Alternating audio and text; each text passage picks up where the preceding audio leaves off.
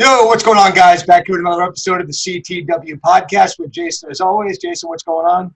What's up, dude? I'm ready for stuff. Yeah, I feel like it's been a while since I've sat down with you. I know it's only been like probably 10 days too, but yeah, it feels like a really long time. Yeah, it has. Now, just apologies about last week. Obviously, with COVID restrictions lifting, just to kind of fill everybody in, I run a gym. I'm involved with the gym outside of here as a full-time job. Gyms have now reopened. If I said I was burning the candle at both ends, it'd be an understatement. I feel like I've designed a candle with 12 ends to it that I'm trying to burn from right now, just getting adjusted to getting back to normal life. But dude, you don't have to apologize to anyone. Okay. Well, you know, to continue, it's something we're still going to work hard to try to bring it to you once a week. There just sometimes might come up where those get delayed a little bit. We do have a lot of guests on tap that are ready to come up, but we'll get to that at some point in the following weeks. For now, we're with the chairman of the MSWA, Keith Watson. You guys know him as Watty. Watty, what's going on, buddy? Howdy. How are you? I'm all right. Good. Now, Watty was our first guest ever on the CTW podcast, was talking a lot about his coaching career. This one's going to be dedicated a different direction, so it's almost like a new guest altogether. Watty is the chairman of the Maryland State Wrestling Association. It's an affiliate of USA Wrestling. Why don't you tell us a little bit about that? Tell us a little bit about the MSWA and your involvement, Watty. Okay, so the Maryland State Wrestling Association is the USA Wrestling affiliate for the state of Maryland. We are a 501c3 nonprofit.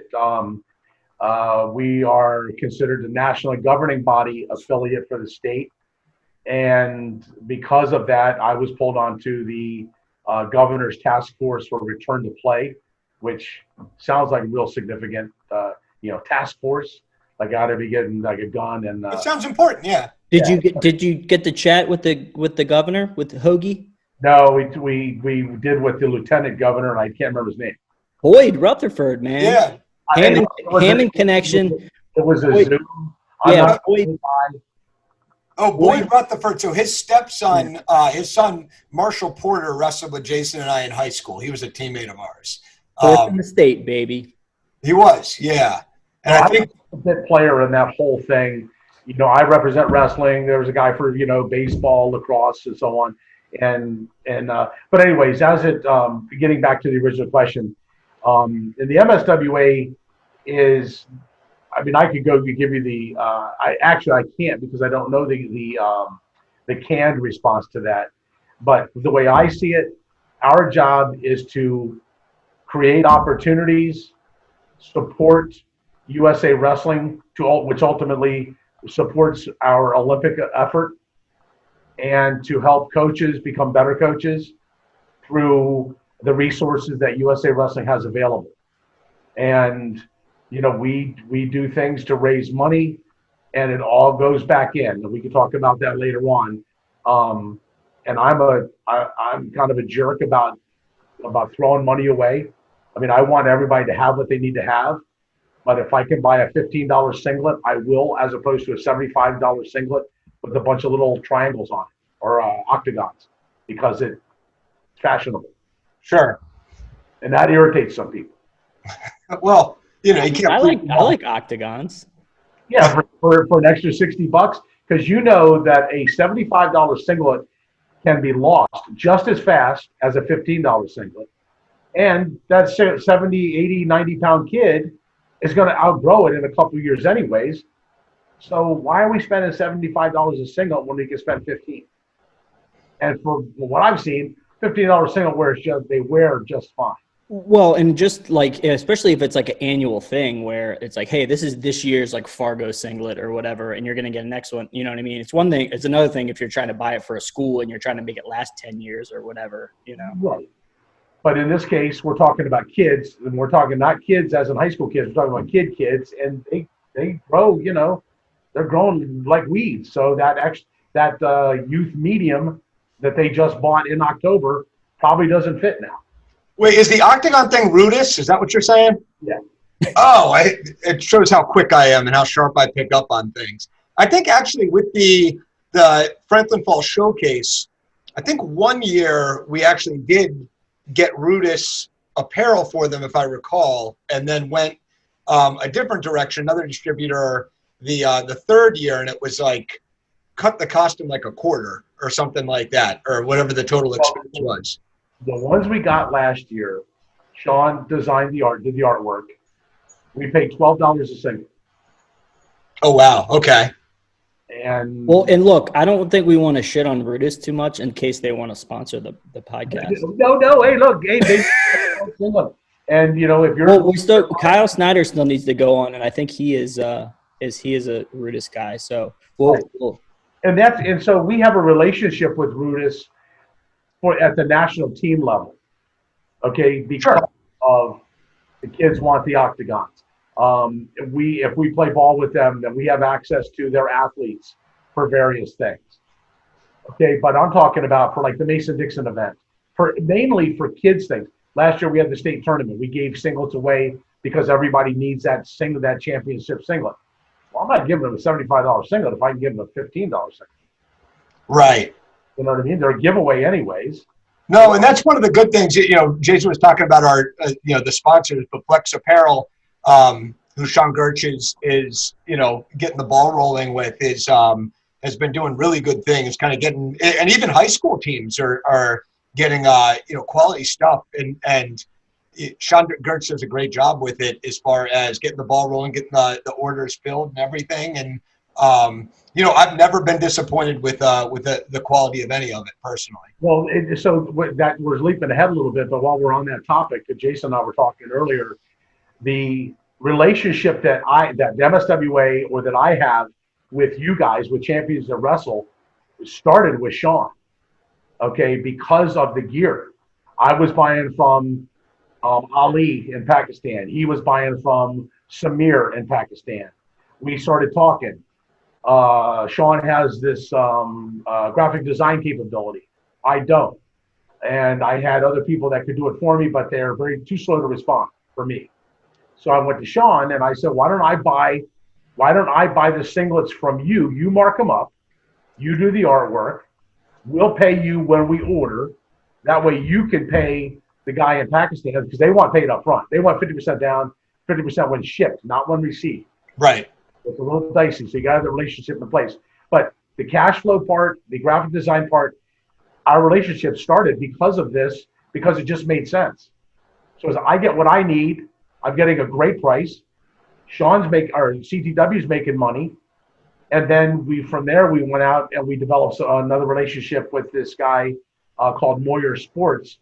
That is the guy that sells the singlets, the socks, the headgear, and all that at all of our events, and a lot of some of them. So they're getting their stuff in a roundabout way. They're getting their stuff from CTW.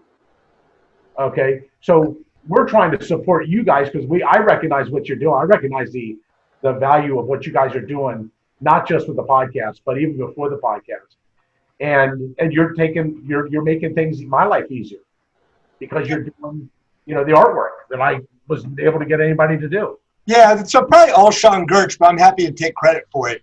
Anytime that I can take credit for something I didn't really do, I'm always happy to do. I know we are going to talk a lot about MSWA, but we talked a little bit about talking about the National Wrestling Hall of Fame and specifically the Maryland chapter. You're part of that yourself as a member. Is that correct? And then are you also on the board there? Okay. I was one of the original board members in 2000 when the board was put together by Dan Zottarelli, who was a coach out at Kent High School and so on forever. So I was part of the original board in 2000. I was on till 2017, I think. I was inducted myself, which seemed a little funny, but what are you going to do? You get voted in. But yeah, so I'm in the National Wrestling Hall of Fame Maryland chapter, not to be confused with the National Wrestling Hall of Fame in Stillwater, Oklahoma. Although if you go out in Stillwater and you go to the Maryland room, you can push a button and you can see you can see my bio and all that business. Oh, that's cool. Nice. Have you seen it? Yes.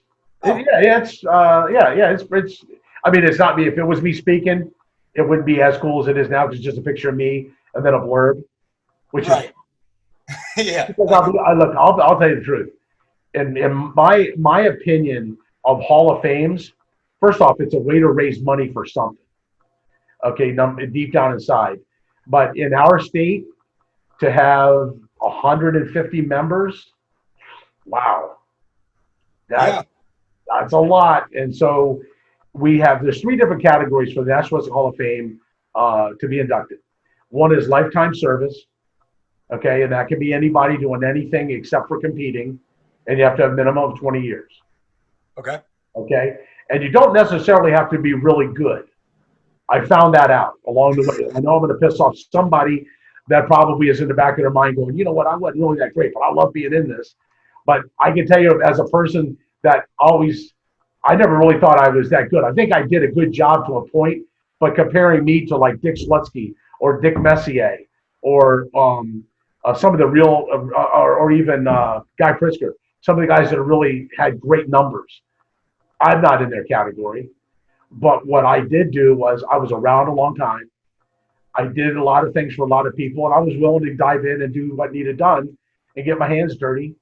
So I get in before Guy Pritzker because I'm not a jerk. Well, I have, depending on who you ask, but I'll do things that, like, Guy Pritzker is not going to go like run a summer tournament. He's not going to take a bunch of kids to Fargo. You know what I mean? He kind of did his high school thing and his junior league thing, and then he was gone until. And it's not a slam. It's just the way it is. He was a teacher. Oh, no. Yeah, the guy worked his ass off for, trainer. And then he had a bunch of kids over there in Owings Mills that he kind of needed to babysit a little bit, like all year round, but not necessarily running them to tournaments and things like that. Like our season ended when I was at Bel Air and John Carroll. I was running Hartford Grapplers. I would take, when the folk style season ended, we would gather them up. We'd go up to Pennsylvania and wrestle in tournaments, and we would do this and we would do that. So I guess at the end of the day, it's lifetime services, consistent involvement. Like for my 26 years that I was a coach, I probably did more than most regular high school, the typical high school coach, they coached for 40 years because they coach from November 15th to the end of the middle of March, and then you don't see them again. Yeah. Now, just to clarify, we're talking about Ryan Mackin and people like that. When I'm talking about your typical coach, then they wonder, why did my kids not get any better? Why did my kids leave ABC High School and go to John Carroll or Spalding? It's because John Carroll and Spalding were doing those things you weren't doing. They jumped on my team. They started to like what they were, the kids that we were working with. They started liking me. I was doing working out at John Carroll. Next thing you know, they're transferring to John Carroll. They're still paying $10,000 and had to pull their pants all the way up and act like a normal human being, and do double, triple the homework. So, but anyways, that's lifetime service. It's constantly working, and being involved for 20 years minimum, and that does not include as a competitor. So you can be a referee. The guy that used to do the tournament, used to announce the state tournament. I can't think of his name. There were 2 guys way back when it was at Western Maryland. Mm-hmm. That's all they ever did. They announced that tournament.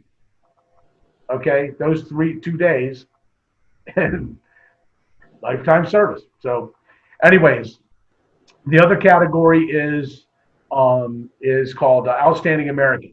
Outstanding American is for a person that was a former wrestler that has done something significant outside of the sport of wrestling. For example, the guy that is now the head coach of John Carroll, Keith Runk. He was a Division I All-American lacrosse player. He's at the highest level as a referee in lacrosse. He is also considered a world-renowned expert on active shooter situations. He was the guy that brought in that Malvo guy that was the DC sniper. Mm-hmm. He's very high level, so he does something significant outside the sport. Okay. That's Outstanding American. Ray Lewis. Everybody's like, Ray Lewis, Outstanding American, and he threw away a bloody jumpsuit. Okay, whatever. Ray Lewis did something significant outside the sport of wrestling. Besides being freestyle Greco and folk style state champion in Florida, he also is in the National Football Hall of Fame and was like a 15-time All-Pro or 12-time All-Pro or something like that, whatever. Sure. So, he may have done something you didn't like, but that doesn't take away from, fitting the criteria. No, he also had a wrestling award when he was on MTV Cribs that was like in his trophy case, and he showed it alongside his, I think it was Super Bowl MVP. Yeah, I think it was like his state championship medal. All right, guess what? I was there. When he went into the on MTV Cribs. I might have been. I didn't see that sweet those sweet glasses on there. I was at his house because I was the one that was his quote unquote mentor for induction to the Hall of Fame. So I was at his house over in Owensville somewhere, and I'm in his kitchen, and he's got this across this giant island. There's this wall of like a big built-in shelves and little cases. Sure. Yeah, two of them are lit up right in the very middle. One was his 2000 MVP statue or whatever. The other one was his high school state wrestling trophy. That's awesome. And I thought he did it just for me because I was there to talk to him about the Hall of Fame and how how we were going to do the induction and so on and so forth. But no, I did not know that he was on Cribs with that. He was. Yep. Yeah, and then you said there's a third way as well? Third category is called unsung lifetime service. Most improved.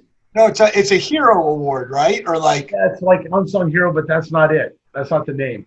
Anyways, it's for somebody that has a wrestling a wrestler that has used wrestling to overcome a disability or an injury, like the kid from Arizona that was third at the NCAA's way back when, with no legs. I can't think of his name. Yeah, Anthony Robles. Yeah, he won. He ended up winning it. Yeah, he did. Okay, guys like that. In the most recent, there's a kid that wrestled for Mount Carmel. Sure. And his Rob Long is his father. Yes, exactly. Long. 5'7". Yeah. He has autism, and he was he wasn't a great wrestler, but he was part of the team. He always did what he was asked to do. He worked super hard, and to a point, wrestling helped him socially, physically, mentally, and so on and so forth. Yeah, I think that's Robbie. I think he goes by Robbie, but his father's Rob from the 105.7 morning show. No, that's cool. So do you know anything about this year's upcoming class and who's going to be going in when they finally can have an induction ceremony? I do not. No? I don't. They're very tight-lipped about that until everybody is approved. So here's the process. So somebody nominates me. This is what I nominate people all the time. Sure. And I try to get out of the Baltimore DC corridor. I try to, in my job with MSWA, I've been exposed to a lot of people out west and some people on the Eastern Shore, but the people out west are the ones I really don't know that much about, except for like John Brooks and Casey Camp and, Greg Slick. So I meet these guys and I meet this one referee. The guy's been refereeing for 40 years. I'm watching him in action. I'm like, damn, this guy's really good. And I'm watching how he handles all the other guys. He's the head official at an event we had at St. James, a state qualifier. And I just started talking to him, and I said, by any chance, would you think, can I talk to your guys about becoming freestyle and Greco officials? He says, absolutely. We all want to do that. We all need it. So I just started talking to the guy, and I said, you need to be considered, we need to get your application in for the Hall of Fame, for the Maryland Hall of Fame for lifetime service. And I said, how long have you been doing this? And he's like, since 1977. And I'm like, okay, you definitely need to be. So what happens is, I emailed him the questionnaire. He fills it out. I review it, fill in any gaps that, through a conversation with him. Then I submit it to Dan Zottarelli through Ron Polimus, who's the secretary, and he keeps all the applications. Then you need to get 3 letters of recommendation.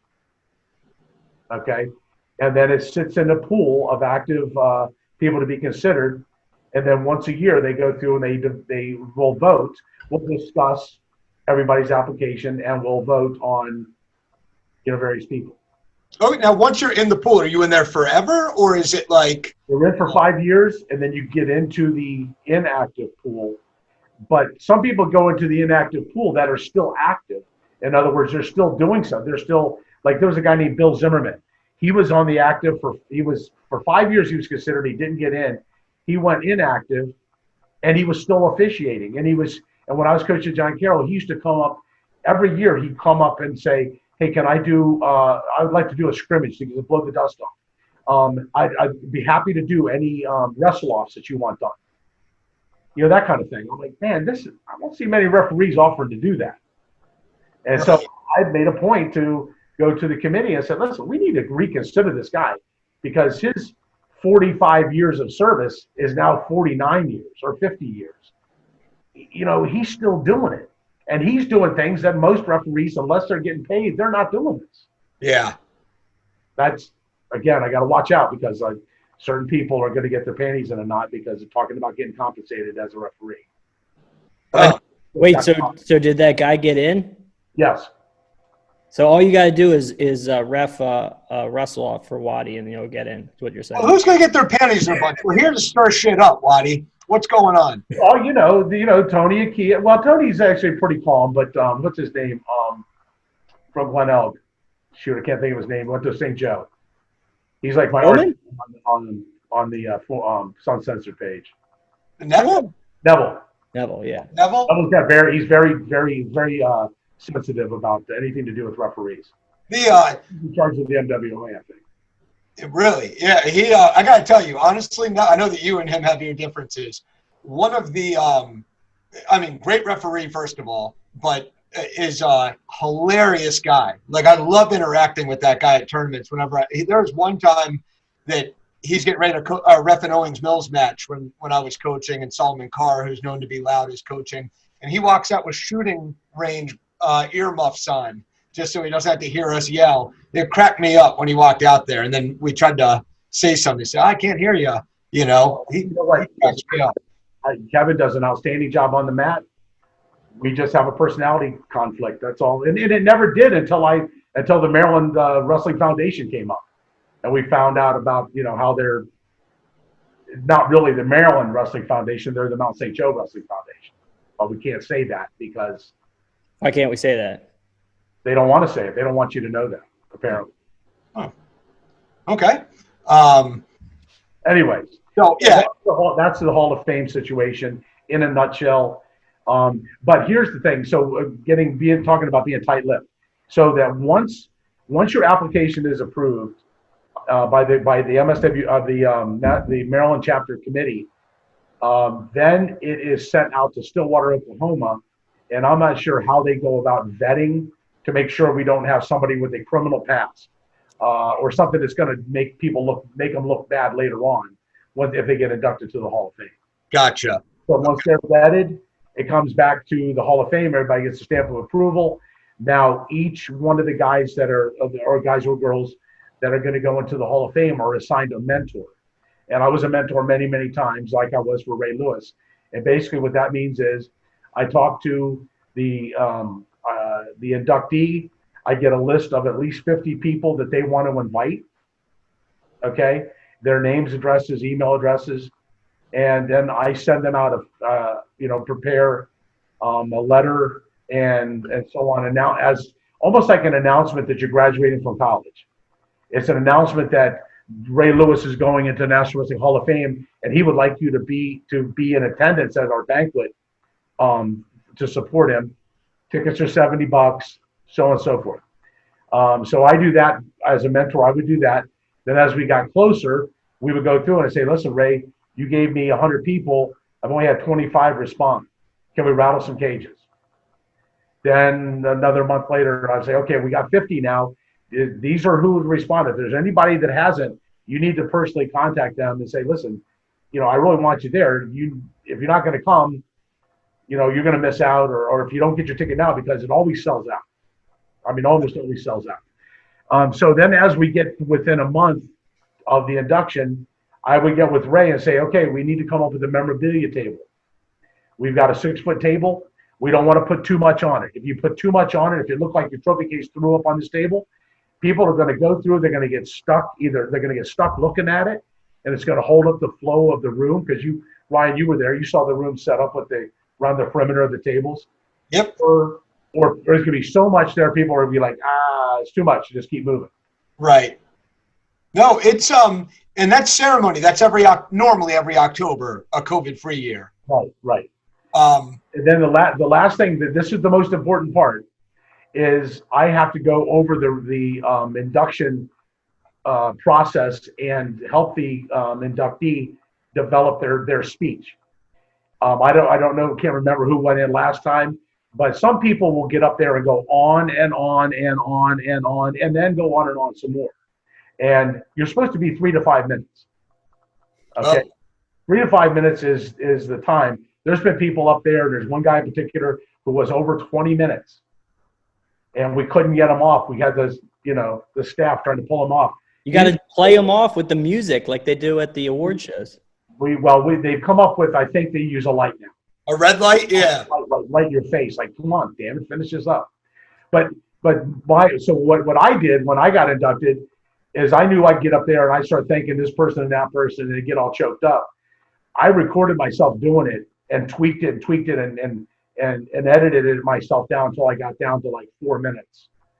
And then it worked out fine. So yours was fake and rehearsed. Yeah. Oh yeah. I mean, you believe me, you think you're a badass, you get up there and you see your high school coach, you see your mom's crying, you get a little juicy eyed, you get that ball in your throat. That's the last thing you need is a 300-pound ball-headed blubbering mutant standing up there. Sure. Yeah, I can see where you're coming from. And that's in the ceremony is in Annapolis every year. It has been since day one at the what was, I don't know what it's called now, was the Lowe's Theater, 126 West Street. Okay. Yeah, I got to tell you, I went for the first time last year. Great experience. Comes out, has a dinner. There's like a cocktail hour too. Is that right? There's a cocktail hour that it's actually cocktail hour 90 minutes.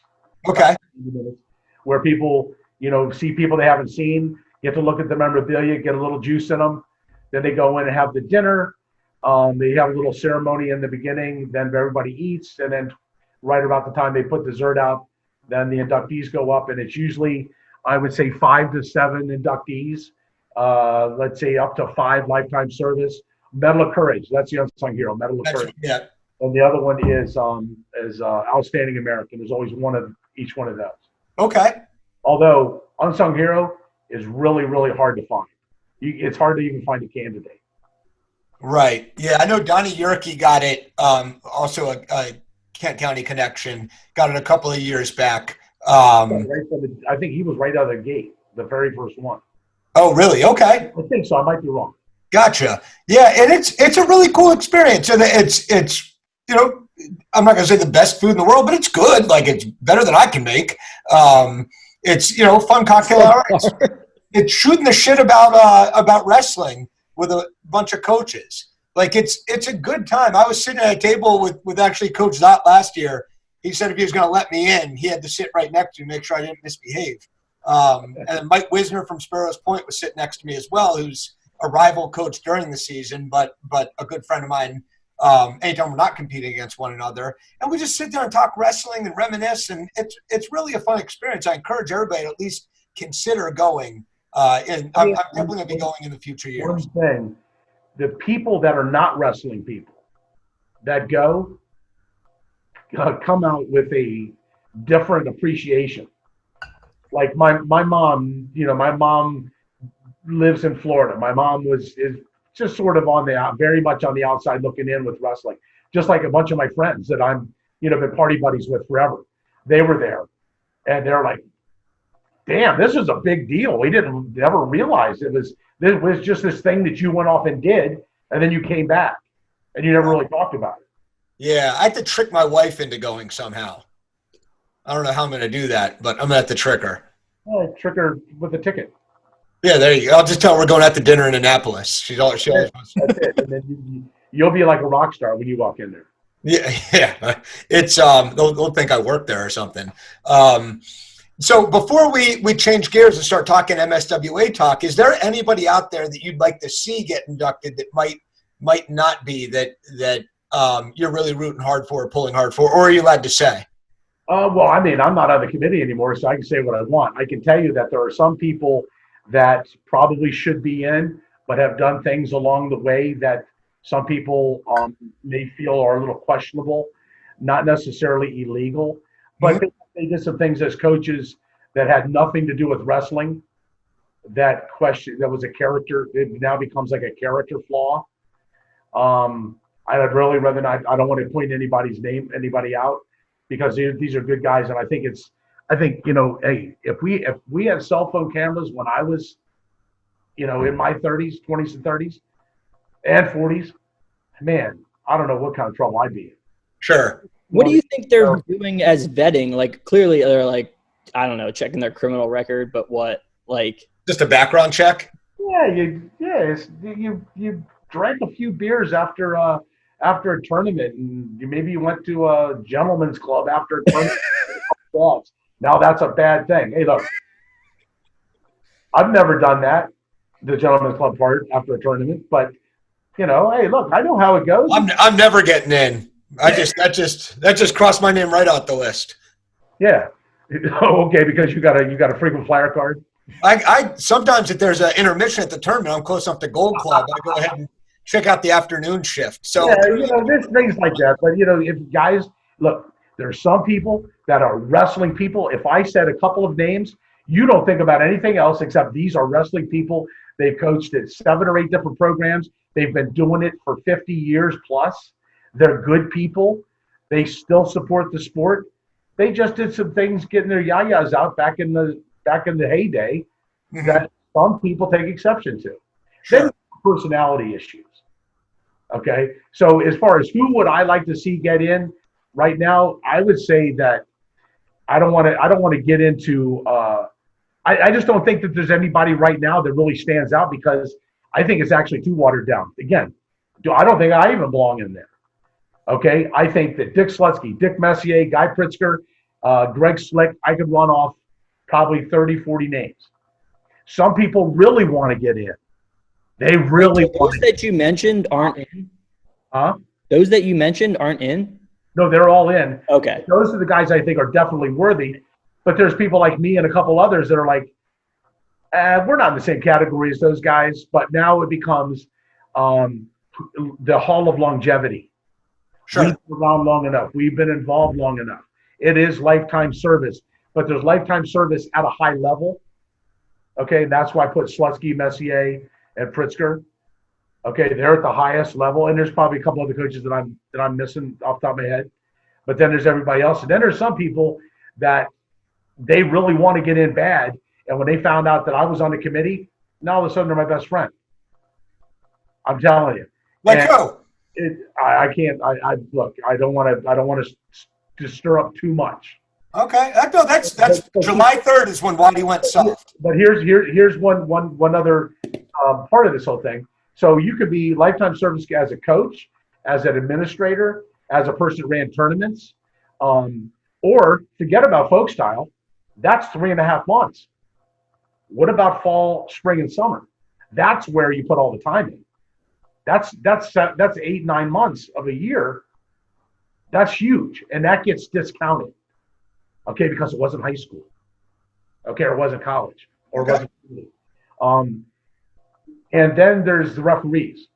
Referees at $38 an hour plus travel, okay, are put in the same category as serving the sport. As a coach, Ryan, how much did you make last year? $3,000? So yeah, give or take. So you actually had to pay to be a coach. Wait, are we talking just on the check, or do I subtract what I spent on the kids? I'm saying you have to pay to be a coach. When I was coaching, I paid to be a coach. It cost me money to coach. But an official, and again, I don't want to beat up on the officials too badly because they get paid, they do a job. God, man, what if we were getting $38 an hour? Right. There'd be a lot of people wanting to coach. Yeah, sure. So it just, I question the whole, are we all on the same keel? And like to the guys that announced the state tournament at Western Maryland. I mean, you went in for 2 days a year for 40 years. That's not the same as a person that's been coaching one way or another. No, it's not, but it still adds to something special, like. I'm with you, but it's not the same. That's my only point. like, you know, you think about the days of Fargo and hearing Sandy Stevens' voice when I was competing down there, like that's part of the atmosphere to it. But she also does every wrestling event of any notoriety. She wasn't doing one and then going home and waiting till understood. 3 years to do it again. No, and it's just it adds to the atmosphere. And as far as an official, you know, like in fairness to them, I always think about, well, one, I don't have the attention span or patience to be an official, so I would never kid myself to think I'd be capable. But if you do a perfect job officiating, generally the best you get is nobody saying anything to you. So they're getting paid a lot of money to take a bunch of shit from people. And if they don't take a bunch of shit, they very rarely get the praise when they do a great job. I just try to tell all of them great jobs so they give me the close calls the next time around, but that doesn't seem to work. I'm not. Look, I understand it is what it is. But if we were getting $38 an hour plus travel, it would be a different world. Nobody questions. Nobody tells you how. When I was coaching, my last couple of years, we're at the top of the top, and I had the disgruntled dads club sitting up in the bleachers, blaming me because their kid wasn't doing better when I had 6 All-Americans on the team and a national champion. But I was the reason their kid didn't do well. So we catch it as coaches. We catch hell too, just like the referees do. It's just in a different way. Sure. Then the compensation, I mean, it cost me $10,000, $20,000 a year to be a coach. Right. Time loss in my business and so on. So anyways. Yeah. Well, moving on. No, and that's very informative. I love hearing about that.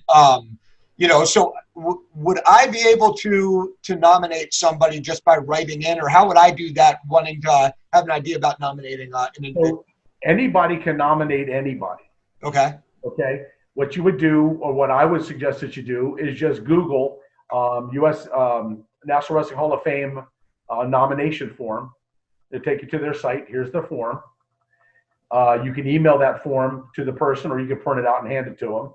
Okay. They fill it out, send it back to you. You go through it, make sure that there's no, there's some people they discount things that they did, or there's gaps.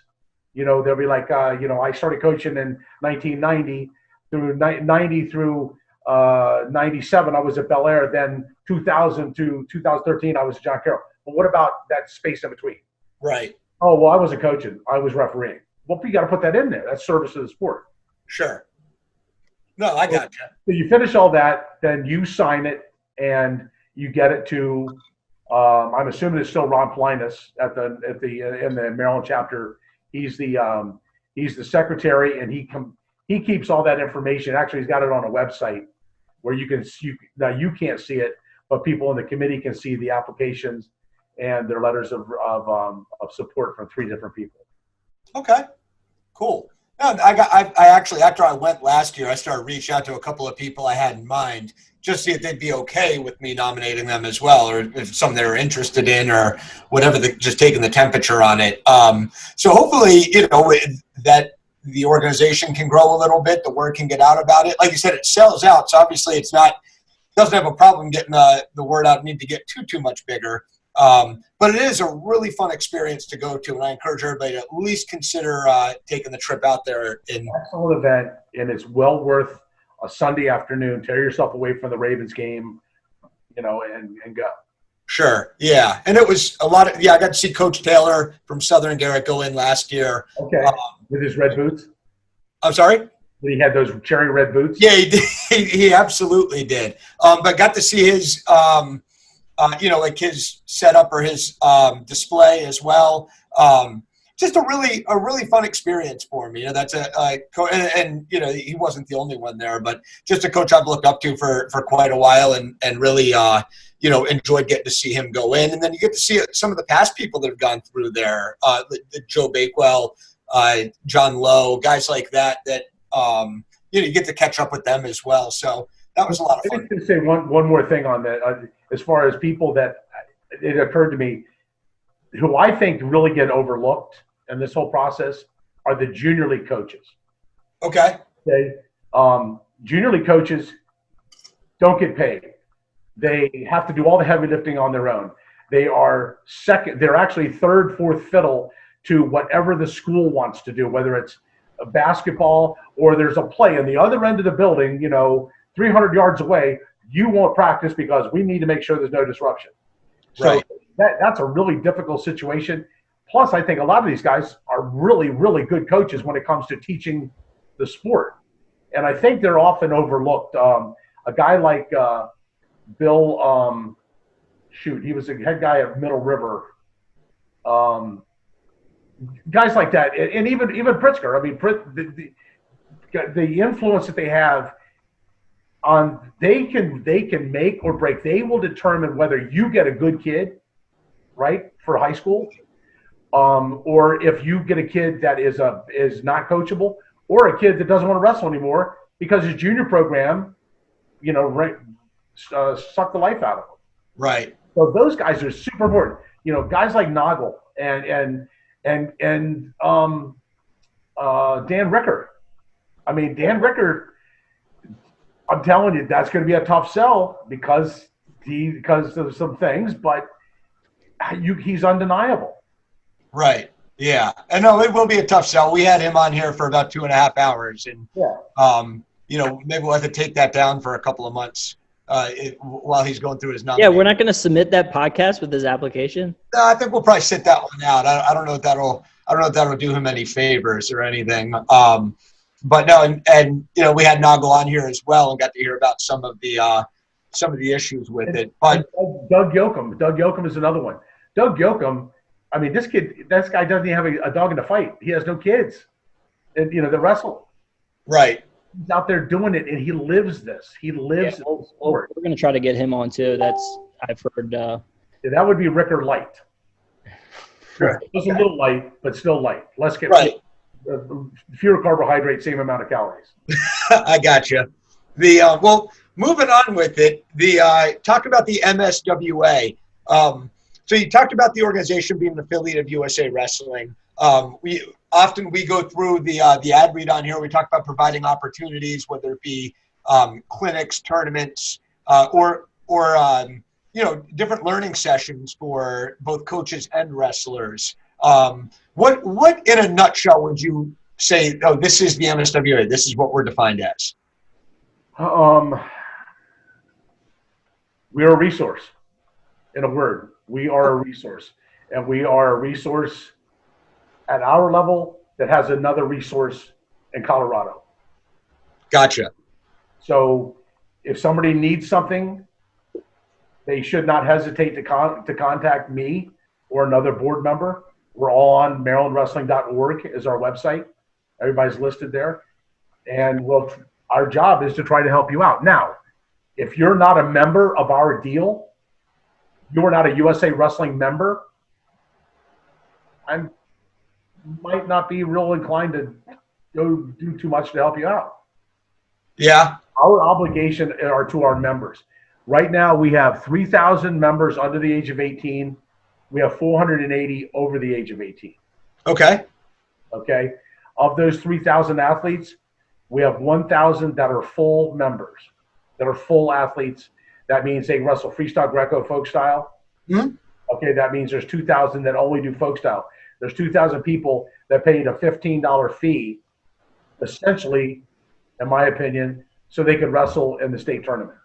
And do you feel a little bit like, and I realize that it's not an exact comparison, but saying like I'm inclined to help you out if you are a member, but if not, maybe not so much. Do you feel that's kind of like the president saying, well, if you voted for me, then I got your back? Like, do you ever? You definitely, it does sound that way, and that's not what I mean, because there are people that they're always involved in one way or another. They're very supportive. They just didn't renew their membership. But there's also people that never have been involved, that never have a membership, and they're like they can't wait to complain about something. Like, you're not even a member. You've never been a member. What? I don't owe you anything. Right. But you're bought a $15 membership, and now as long as they buy the membership is what you're saying. Just buy a membership, and then you complain all you want.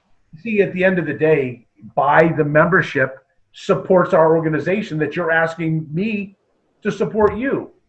Okay, and I'll give you an example. This NUWA situation. New Way is a organization that does not support anybody except for the person running the tournament and the the Dean family. They're making. Yeah. Now, like, they run tournaments so kids can get big trophies and put money in a handful of people's pockets. Quality matches. Like, I took a group out there to the New Way Summer Nationals. In fact, I took 2 teams out there the past 3 years, and it's a dual meet tournament mixed with individual. And all the kids got some kind of competitive match out there, and some of them are a little bit outclassed. Like, I brought some beginner level kids out there as well. But they got 10 matches in, got to hang out as a team and team bond in Atlantic City. There's a part where they broke into my room and flipped my bed over and toilet papered me, but that's for a different day. That wasn't one of the high points. But I can't complain about the event. If I want to show up and get some wrestling, I've had a good experience. Okay, well, let's do this. Let's take 5% of their entry fee and give it to U.S. Olympic effort. I'm cool with that. No, but they won't do that. Right. I was there. I was at the NWCA Coaches Convention in Fort Lauderdale or Daytona, one or the other, 15 years ago. Maybe when New Way first started, the guy came up and he's giving his pitch at this meeting, and there's like 20 high school coaches and 250 college coaches. And somebody, I'm not sure if it was Cale Sanderson or not, but somebody said, how do you compare, how are you, he asked about the support to the Olympic program. And the guy just says, that we just support, no, we don't do it. Right. He had a canned answer. It sounded kind of okay, but at the end of the day, okay, so you're going to try to compare yourself to USA Wrestling. You can't. Right. You're not supporting anything except a couple people. I mean, who says they have to? Like, that's who says the Olympic support is the end all be all. You know what I mean? Like, so I mean, it sounds like what you're saying is they're just doing it to make money. Dude, there's a lot of profiteers out there. Yeah. Well, look, you know, you had a business. Everybody has a business. They're out there to make money. That's fine. Don't act like you can't compare apples to apples. When it comes to USA Wrestling, when you've got 38 people that are actually employed by USA Wrestling nationwide, okay, and then we're trying to generate money to send athletes, to train athletes, and send them to world championships and to the Olympics. Okay, well, I mean, is that the same as the guy that runs a tournament in Atlantic City and walks away with $25,000 in his pocket? Right. Now, and that's not right or wrong. It's just different. I understand. Let's differentiate. Don't compare apples to apples. Well, then how is, and maybe I could be up. How is New Way Summer Nationals different than, say, the Brute Scholastic Showcase from, you know, Scholastic Showcase? The Delaware. The Haswell Franklin event? No. Scholastic Showcase that we went to in Delaware. We brought the teams out there. Oh, okay. You know, in that Delaware. Was run by who? That was run by Brute? I think it was Brute Scholastic Showcase is what they call it, or Scholastic. It was the 9th, 10th, 11th grade duels. Yes. Yeah. Okay, so that event is not all that different than Summer Nationals. Okay. Okay, but where the money goes is different. I understand. Gotcha. So, well, there's also the NHSCA, right? Which is another one. You know, does the nationals, the high school, was the senior nationals. Now they have all the other ones, right? Right, and Bob Ferraro and his family are the ones that make the money. Right. They're not going back to support the sport. They're running an event. And listen, if that's all you want to do, let's just call Tyrant Duels. Tyrant's a very big deal around here. Okay. And Corey Fredericks runs a great event. It's not the same as me running a tournament and being the chief cook and bottle washer and having to deal with all the stuff I have to deal with for a tournament. I get nothing out of it. I don't get a dime. All I do is spend my own money and time running these things as a charity. We are a charity. They are not. I understand. Okay. Yeah. They run a nice event. Keep in mind, all their money goes in somebody's pocket. Our money goes to providing opportunity. In a minute, I'll give you the numbers on related to Utah and these other couple of events we're supporting. Sure. Our money also goes to the wrestlers in Maryland, to the coaches in Maryland, and to the U.S. Olympic program.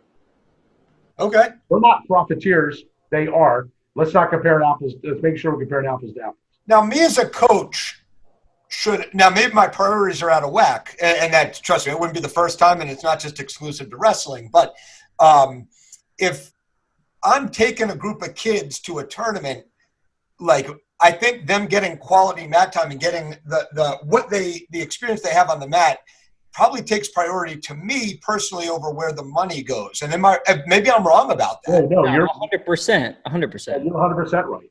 You know, which is, you know, one thing that might help, and I don't know if you're the guy to talk to about it, but, you know, if USA Wrestling, I would gladly bring teams like that if USA Wrestling had an event similar to maybe the, you know, the Brute Nationals or New Way Summer Nationals or NHSCA High School Nationals. If they do, it's just not in a driving distance that I know of. That's the issue. They do have all those events. They're mostly in the middle of this country. Right. What would it take to get some of those done on the East Coast, do you think? Venue. Well, I mean, they are being done, but they're freestyle and Greco. Sure. You know, USA Wrestling supports, first and foremost, it's about the Olympics. It's about the best freestyle. Look, let me ask you this question. What style of wrestling are the best wrestlers in the world wrestling? Which style of wrestlers are the best wrestlers in the country wrestling? Which style of wrestling, almost to a man, are the best wrestlers in the state wrestling? Well, it's freestyle Greco. I guess the question I have is, it seemed like, I mean, when me and Mackin were coming up, MSWA and USA Wrestling was strictly freestyle Greco. And It seems like I mean, with the junior league thing and some of these other, you're obviously venturing into some folk style. Is it still like the directive of USA Wrestling and MSWA to be like the freestyle Greco, or is it? USA Wrestling doesn't really come down. They don't really hand that out. Right. They don't say that. But the way I look at it, the MSWA is involved in folk style is because that's just the way things have evolved. And we're trying to bridge a gap. We're trying to create a situation or fill a need that other states, Pennsylvania, the people that are running the events that we run, the qualifiers of the state tournament for kids during the season, you have paid educators doing it in Pennsylvania, Jersey, Ohio, Delaware, Virginia, and Maryland. They're all volunteers. So we have a choice. We can either not do it, and then you have the Maryland Junior League does their thing. Then they get together with the Anne Arundel County League at the very end, and they have this thing. That's how it used to be, right? But what about the people west of Carroll County, the people on the Eastern Shore? It's not Ocean City to Deep Creek. And it needs to be, but I mean, it's like, you know, Doug Yoakum and I had this conversation way back when. You're calling this thing a Maryland State Championship, and it's not really. It excludes 2/3 of the state. Now, it doesn't exclude 2/3 of the wrestlers, right? Because the majority of the wrestlers are, you know, DC to Baltimore. But square miles. But square miles, you're excluding. Well, and we know there's certainly some hella good wrestlers out west side, you know, out in Garrett County and whatnot. So and Eastern Shore, and you know, we don't mention that the Stephen Decatur supporters will be ripping our heads off after this. Okay. Well, but my point is that we're doing something that somebody thought it needed to be done. I inherited a situation, and I see the value in it, and we keep doing it. 100%. I mean, it seems like the junior, like, what do you think the biggest thing for you guys is now? Is it that MSWA, like, junior league series leading to the state tournament? Is it still Fargo push or what? No question. When you say the biggest in terms of participation numbers, we're talking about 1,200 kids roughly that run through the 4 qualifiers to end up at a state tournament with 700, 600, something like that. Yeah, that's enough. And also the money. The money that they pay creates a situation where we don't have to do fundraisers in order to have money to spend $25,000 to send kids to Fargo. Okay, and to have these are old numbers, and like $7,000 to send middle school kids to Wisconsin, which is Fargo for Kids. We don't have that money if we don't do that qualifying series in the state tournament. Now, if we don't do that, now we got to do fundraisers, and nobody wants to do a fundraiser, right? Right. Remember when bull ropes used to be kind of fun and they weren't a dime a dozen? Now they're everywhere. Golf tournaments are a dime a dozen. Like, what is your next fundraiser that you're going to do? I don't know, man. I don't want to do fundraisers, period. But because we do the scholastic, the folk style stuff during the season, that makes some money. And then also we do a handful of novice events. And the novice event is tricky because we're asking parents to have their kids become a USA Wrestling member, which is $15. I know it's not a backbreaker compared to, some other sports, but people act like we're asking you to, give up their college fund to pay $15. So you ask the person to pay $15 to be a USA Wrestling member and then a $25 entry fee. So now it's $40 to enter this tournament, and your kid might wrestle one match and cry and demand to be taken home. Yeah, so that's the Future Champions Series. How long has that been going on? For a long time. Has it really? Because I haven't been to one, but it seemed like a good thing. We had a couple of kids that were like kind of like doing the rec thing and trying to get into it that like went to that and had some good experience and got some good matches. So I remember just hearing, what is the like it's what, first and second year wrestlers? Like, what's the qualifier for that? Well, it's really, I think it's first through three. Right. But, you have some kids that first year, they just take right to it. You have another kid's been there for 3 years. He doesn't even know there's a W in it. Yeah. Right. You know what I mean? So you kind of have, the coaches need to fill that out and do the right thing. Yeah. There are people that are trophy hunters. Yeah. There's no question. All they care about is getting that kid a trophy. And you got to police yourself. But the Future Champions is a good thing. The problem that we have is that anybody can run a novice event and they'll do it cheaper. And you'll have a lot more people go to your novice event that doesn't have a USA Wrestling affiliation because it's cheaper. Yeah. But we have to do things a certain way. And so what we did last year was we created a situation where you had the Super 16. We got a T-shirt for the top 16 kids that went to all these different qualifiers and then went to the championship at the end. That was the one at War Trophy Hunters. Watkins Mill. Yes. Yeah. And it was a good thing, and we have a little bit of work to do to refine the whole process. But, you got to get them in the church in order to baptize them. And novice wrestling, you got to do it a certain way in order to make it warm and fuzzy for the parents. And I'll tell you, the Maryland Junior League has a novice league. The Upper Chesapeake has a novice league. I think it's a good thing. What we do is we'll give you an opportunity to get outside of your league. Yeah. Okay. Right. For the other tournaments. Well, and that, I guess, brings up a really big point that we have to address is where are we at now with, the potential for next season? And, it could be that some of these leagues run by Parks and Rec or more like government affiliate stuff just don't happen. What have you been starting to plan for, like, what you guys are going to be able to do to provide opportunities? Yes. When you say plan, I don't know that we really have planned. We've talked about, we've got a couple of ideas hanging in the wind just in case we're able to do, depending on what we're able to do.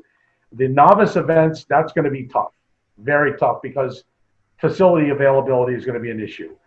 So the upper level, though, we can probably accommodate because you've got private facilities to train at. You've got private schools that are going to handle things differently than the public schools. Yeah. And then you got private facilities, I think one or two, that might be available to host some events. So we're looking at that. And then you've got the possibility that there will not be a state championship for high school, for public high schools. All right. I understand that there's some issues now where, because Garrett County has like 4 cases of COVID and PG County has 4,000, PG may be not up and running. Garrett's waiting to go. Yeah. But they can't get together for a state tournament because of the difference. Yeah, that seems like the biggest issue is in the center of the state. I mean, they're, way more cautious and there's more people. And then, out west, there's like nothing. It's almost like a different state out there. Right. So what do you think happens, Watty, as far as the season goes? Let's start with high school and work our way down. What's your prediction for what you think is going to happen? I don't think there's going to be a season. No. Not anything. A high school season, because they're not going to start until there's a vaccine. Not going to do it until there's a vaccine. And then I was told that they would not do an abbreviated season. Oh, wow. You had to start January 1. They're just like, no, we just won't have the season. Then I just heard recently they're talking about moving wrestling and football to the spring, and baseball and lacrosse to the fall. And making a kid choose one sport? Or choose one or the other. Right. In other words, if a wrestler was playing football, why would they move football? I mean, it's outdoor just because of having the vaccine available, and football is a big money sport. But because baseball, I guess they're more separated, they would allow it, and lacrosse, yeah. Cross country, I mean, I've heard all these things from unreliable sources. Yeah. that have talked to me about what they have heard in various meetings from everybody from athletic directors at various high schools, okay, to just somebody that's on the Parks and Rec Commission. Yeah, okay. We'll have to. We're working on getting Michael Duffy on, the podcast. Who's the head of the MPSSAA? You saw I posted. They had some waivers they got approved for some waivers, right? Which to me means they can be a little bit flexible with the rules. Who knows what exactly their plans are, but basically, I think it's like you said, so that they can potentially move seasons or do things like that. But obviously nothing's been set in stone, and people don't even know if they're going to be back in school part-time or completely digital or whatever at this point. So to answer your question, what are we planning? We're behind the scenes trying to schedule as best we can the 4 qualifiers and the state tournament. State tournament's going to be at Harvard Community College. That's already done. The qualifiers, we're trying to get them in place. If there is no high school season, we're going to add a high school division to all of our events, which makes everything much, much bigger. Yeah, totally. I mean, that could be the kid that was not look. And this again, I feel like I'm beating up on people. There are some kids that are not. They're not going to wrestle if they got to buy a $15 USA card. They're not going to wrestle if they have to provide their own transportation to an event. They're not going to wrestle if they have to buy a singlet because they can't wear their school's singlet. Yeah. They're not going to do it unless everything is given to them the way it is now with the MPSSAA. Right. And look, and that's where, I mean, CTW has tried to come in. I mean, not necessarily inside, but some of these off-season opportunities, because, $15 is a lot and all this stuff and shoes for some kids. And that's where we're trying to kind of subsidize that. So that's why it's good. There's a good working relationship between the two. I guess, so this is the qualifiers. This year it was every one every weekend, right? Or is it no, there was 4, but they were Saturday, Sunday, and then next weekend, Saturday, Sunday. Is that how it did? No, there were. Yes, you're right. This year we're talking about what ultimately what I think we need to do, and apparently people on the board were okay with it. We need to have our qualifiers and everything set up as similar timing wise and procedurally as they do in the high school. This is what you got to expect. You're going to have a qualifier, and then a week later, you're going to have a state tournament, or 2 weeks later. In years past, it's been like 6 weeks. And that's, especially, you want to promote not cutting weight and all this kind of stuff. You have these kids growing and, they qualify and then, compete 6 weeks later. Well, and then there's also. That wasn't a problem for the Vipers because we beat them into – no, I'm just kidding. But then there's also the weigh-in procedure. My kid was only 0.1 over. You should let him slide. Is that what they do in high school? I don't. This isn't high school. I hear that all the time. Yeah. So what we did, and we're not going to do that this year. Well, we will do it this year. we would allow them, against my better judgment, allow the kids to, at the scale, re-register at a different weight. At the state tournament? No, not at states, only at the qualifiers. Oh, okay. Yeah, you should totally be allowed to do that. Hey, look, hold on. Think about this for a second. You want your tournament to start on time, finish on time, or are you going to build in an hour flex time so we can rework the brackets and do everything for the 25% of the kids that didn't make weight? You see what I'm saying? It's a double-edged sword. If it was a seamless process, and it's not hateful, but it's a pain. Yeah. And when you've got two or three people, when you've got actually two people handling the administration, the track wrestling, the data entry, and now you're going to go back and you're going to make all these changes? So you need more volunteers, right? Oh, and they're just lining up outside they're standing on my porch right now, waiting to volunteer. If someone wants to change their weight, then you should make them have to volunteer for the rest of the tournament. Like their parent has to volunteer. How do I make them do that? They don't. Well, what we're gonna do is we're gonna charge them, $20. There you go. Super. Change weight fee. There you go. I know Super 32 is Watty's favorite tournament. When kids go there and they miss the registered weight, it's $50 to change weight classes. And if I didn't coach Phil Smith, I'd be driving a lot nicer car than a Hyundai. I'll tell you that. He's cost me so much damn money. It's ridiculous. Yeah, change fee. There you go. At least be compensated for the pain in the ass. But we're trying. Look, at the end of the day, we want to run an event that is a quality event that makes money for the host. Okay, so we run a tournament that, I'll give you an example. Last year we ran a tournament at Aberdeen. 2 years ago, because I know these numbers off the top of my head. We ran the qualifier on a Saturday, and on Sunday we ran the future champions. Aberdeen took $11,000. Okay, the MSWA netted about $1,500. Wow. Okay, and that goes into our pot that is used to pay for subsidized kids going to Fargo and Wisconsin and so on and so forth. I mean, it's all recycled back into the sport. So, the parents that want to complain about having to pay to get in to see their kid wrestle, the parents are really usually not bad. It's the grandparents feel like, when a grandparent comes to St. James Academy, okay, over in Hagerstown, I don't know if you guys have even been there. This place is like McDonald light. It's beautiful, bucolic setting, cornfields, cow pastures, streams. It's beautiful. And the parent's like, I got to pay $5 to get in here. What are you, out of your mind? I'm like, look at this place. And you're complaining about it? What do you think? They should just give it to us? I mean, nothing in this world's free. Why are you complaining about $5? And my daughter played basketball. Basketball they suck the life out of you. I can't imagine hockey. Oh,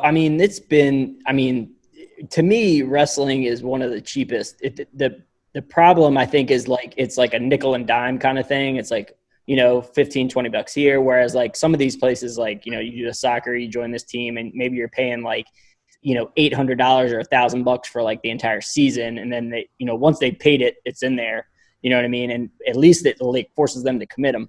But let's talk about what's going on now. You are taking a group of guys out to Utah, right? Yes, we have Doug Yoakum and a handful. I think it's 8 other coaches are taking approximately 35 kids to Utah for a freestyle event. Greco day one, then freestyle, then folk style.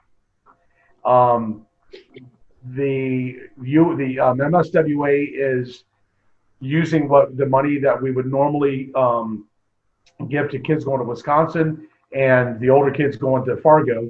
We're using that money to subsidize the kids and the coaches going out to Salt Lake City. When's that event? That is July 29 through August 1. Okay. Who's putting that on? USA Wrestling. Okay. It's a USA Wrestling event. It used to be called the Western States Region qualifier, just like you may have heard of. We do the Northeast region here was up in way back when it was in Brockport, New York. Then it was in Stroudsburg. Ours got canceled. West Region didn't get canceled because Utah never pulled the plug on everything. Yeah. So that's where that event's going to be. So, and that's like, you're going as like Team Maryland. Is it like a team thing or just individual? Or I don't know that they're going to keep team scores, right? like state scores, but no. Every kid had to register themselves. Our parents had to register the kid. That way, we knew that they were in for good. Then we take care of. We're paying for the coaches to travel and to stay. We're paying for the hotel and their travel. And then for the kids, we're paying for their room, and we're giving them, free T-shirts, shorts, and a mask that they're going to need to wear. So it's going to cost us $20-some thousand, probably $22,000 to send those kids out there.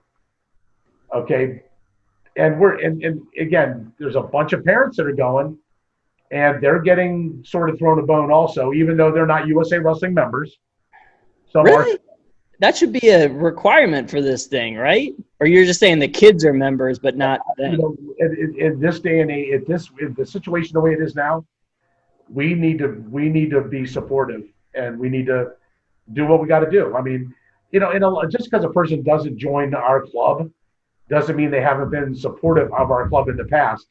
It's just that, if everybody understood what we were trying to do and really cared deeply about the sport, you guys care deeply about the sport. I do. Okay, a lot of people care about the sport as long as their kid's in it. Then they don't care about it anymore. So for an adult to give us $50 a year so they can get into all the MSWA events free seems like a no-brainer. Now in this case, the kids paid $45 for their full athlete membership. They're going to get back approximately $375 to $400 worth of goods and services for this tournament in Utah. Sounds like a pretty good return on your money. Would you invest $45 at the beginning of the year to get $375 at the end? Absolutely. What are the goods and services? They're getting a hotel room for 3 days, and they're getting T-shirts, shorts, and a mask for the tournament. Sweet. Nice. No, I like it. I didn't know if bar tabs and stuff were picked up on that. I was asking if a free trip to Gentlemen's Club was included in the services. That is a caveat. That'll be something that happens on the MSWA black card that we never talked about.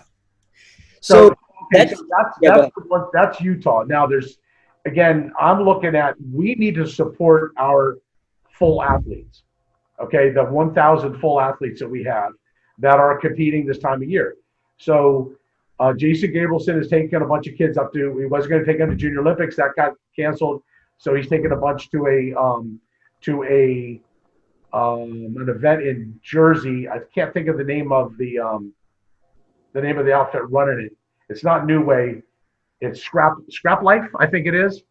And then Jason Kiesling and a couple other guys, Evan Ron Boblets, are taking a bunch of guys down to a New Way event in South Carolina. So what we're doing, I think I saw him posting something about that. So what we're going to do is, all these kids that paid $45 to be a member of USA Wrestling, right, MSWA, they're going to get $50 towards that event they're going to. So I hope people understand, you join us, we are supporting you. We are helping you. We're going to give that $45 to that kid who's going to a New Way event. All right, the kid's going to a Scrap Life event. Kids are going to go to, we were going to do the same thing and more for Junior Olympics. Okay? AAU, right? Yeah, AAU. Right. Is wrestling, we're trying to be supportive of wrestling in general, and we can't do everything, but we've got to do the best we can. Now, in a typical year, we're going to support kids that go to Northeast regions, okay, Southeast region, and Fargo and Wisconsin. That's it. And those are all USA Wrestling events. They're all USA Wrestling, and they're all freestyle and Greco. Those are the things that we're pointed at. There are a couple other things that we'll do for the girls, because the girls, we still don't have that many girls, and we need to support the girls as best we can here and there, but they kind of have their own deal. They kind of do this, that. Doesn't fit in the little box like the regions and Fargo and so on does.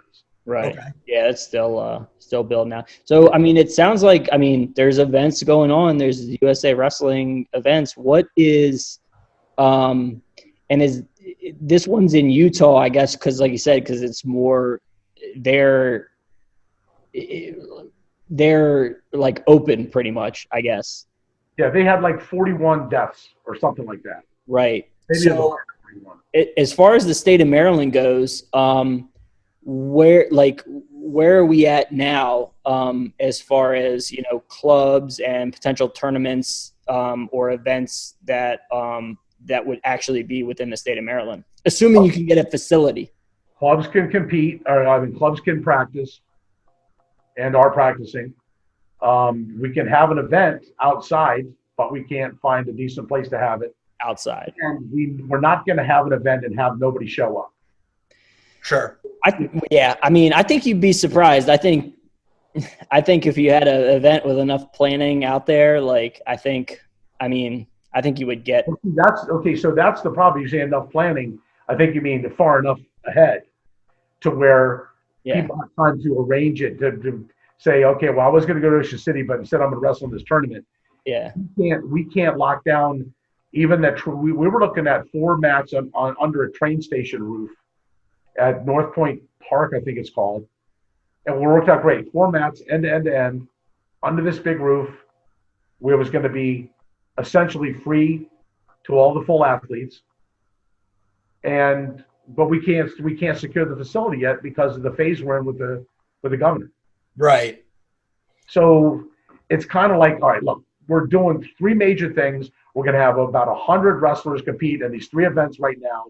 If something else comes up, we'll support that too. But right now, we know that these are good things, are good quality events, should be well attended, and the kids are going to get a lot out of it. What can the kids expect at these events? Like with COVID going on, it's going to be, I imagine it's going to be a world of difference than your typical show up and just, It's going to be state specific. In Utah, basically, everybody needs to wear a mask. We have a temperature taken, and they're going to fill out a questionnaire about their health and a waiver. And I don't know what happens in Jersey or South Carolina. Okay. And masks are worn while competing? No. Okay, they're off then. The mask, the coaches wear a mask unless they're in the corner.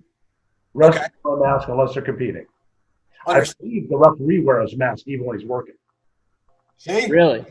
Yeah. Neville's not going to like that. But getting back to the financial side of things, right? Because I don't want to beat this up too badly, but we don't want to do fundraisers. I don't want to do bull roasts and golf tournaments. So we need more people to be on board with what we're doing and see the value. The one value that gets overlooked in all this is becoming a USA Wrestling Club. Okay, if you're a USA Wrestling Club, you get $5 million worth of liability insurance for your facility. If you have a second facility, for another $100, you get another $5 million worth for a year, for 12 months. And that's insurance for all the members that are going to and from. When you leave your house to go to your USA Wrestling practice, you're covered. When you're driving home from your house? So if you're driving to practice and you get in a car accident? Driving to practice or driving to an event, to a competition or at the competition. Okay, you have the USA Wrestling insurance as part of that. For liability. Right, okay. So now if you become a USA Wrestling Club, as opposed to going down to the insurance guy on the corner who gives you a policy for $350 for your 3.5 months or $400 or whatever it is, and your coaches are not vetted. The coaches don't have security checks. They don't have Safe Sport, which is federally mandated. Even though the state doesn't require it, USA does require it. USA, the country, right, federally mandated. And the USA Wrestling has developed this little package, and essentially what it is this: if you have a club that has 25 wrestlers and 4 coaches, each kid pays $25. The coaches pay nothing. The coaches get their background check done. They get their Safe Sport done. You got your $5 million on your facility. All the kids have a USA folk style card so they can wrestle in the state tournament, as opposed to them just paying $15. Coaches having to do whatever they do. You get $2 million. Your typical liability is $2 million. We're getting 2.5 times, better than double that, which the Board of Education loves to see. Okay, so there is people need to see the value of being a USA Wrestling Club. Plus, all those coaches, you're not getting on the floor of a big event. Now, Summer Nationals in Jersey sounds like a big event, but we're not talking Fargo or Wisconsin. You're not getting on the floor at the major events unless you have a USA membership, okay, and unless you're certified. And I saw a comment one time from Todd Martinek said, man, I got enough certification. I don't need USA Wrestling certification. You don't get on the floor then. It's just that simple. How many clubs are in the state of Maryland active right now? 44. We are down 17% from last year.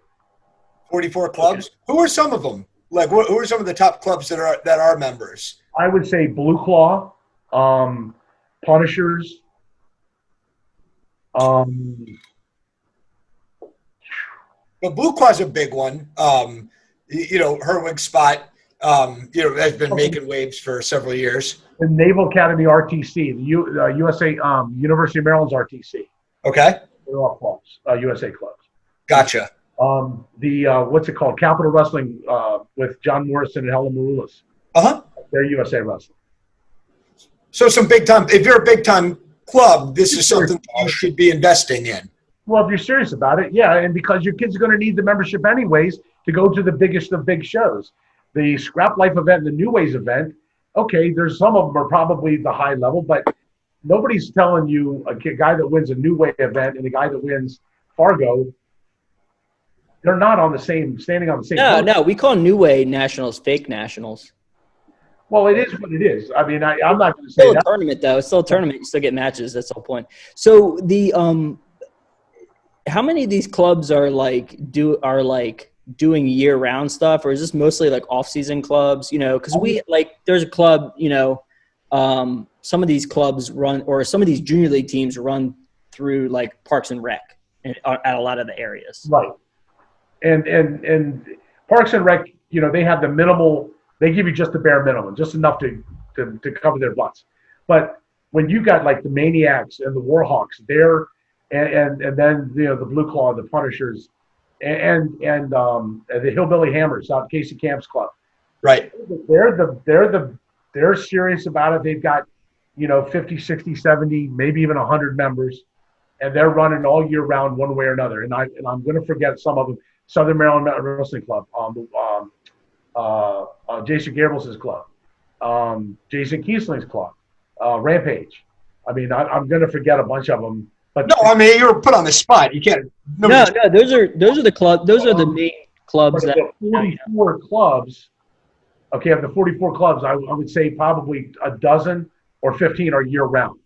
Right. Gotcha. And that means the other 30 are folk style only or preseason and folk style only. So when you say you're down 17%, you never want to hear it down, but because of COVID, I imagine that's a big part of it.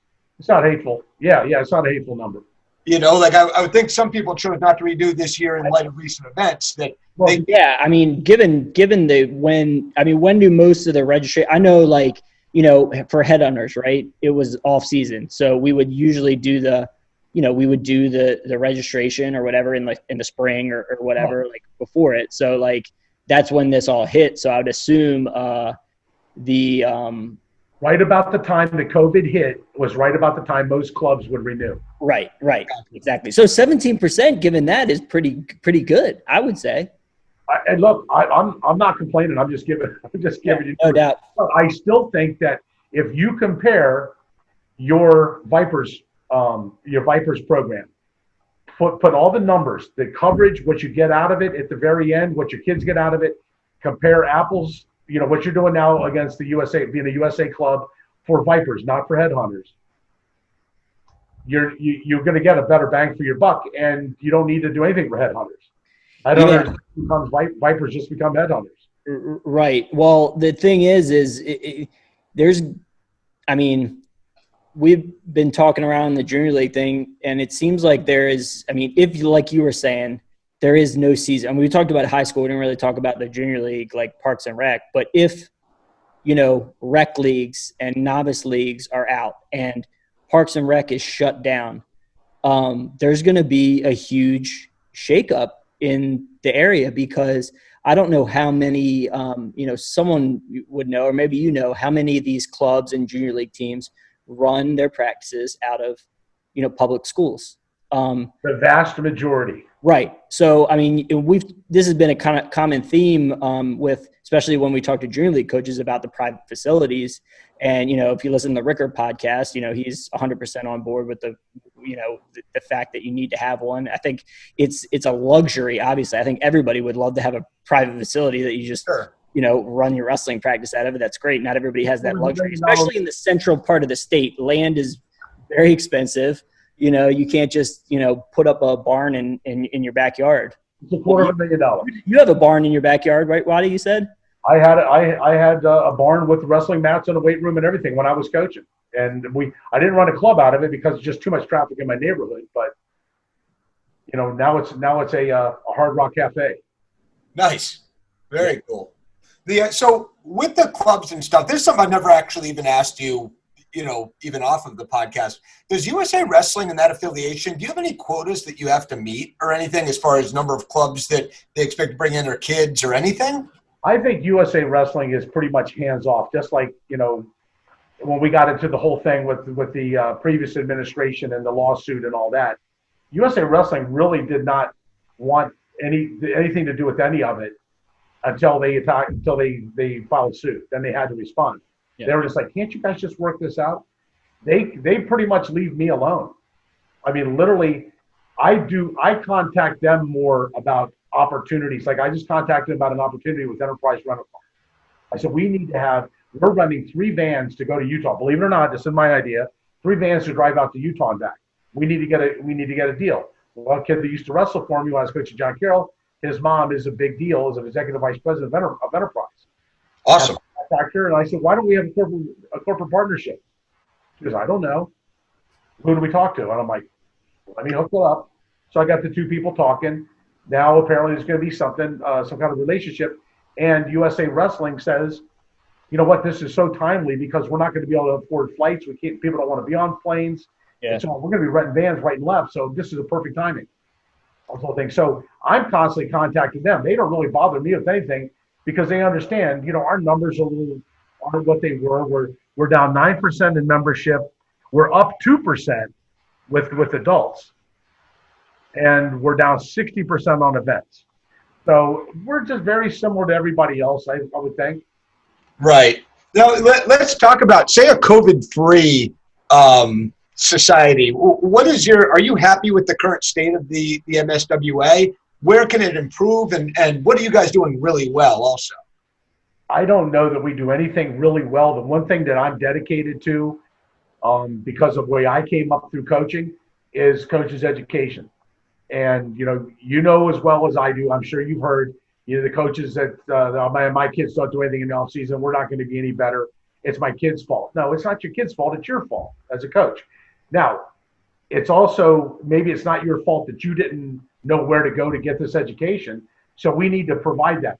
Part of the reason that we're talking now is because a couple months ago, we had a conversation with Hamper about trying to do coaches education through the podcast. Mm-hmm. And because I'm running all over the state trying to coordinate or run on my own a coaches education program that's a coaches clinic, and then have a local guy do some technique stuff for the kids and stuff like that, and nobody comes. We did the one in Hagerstown.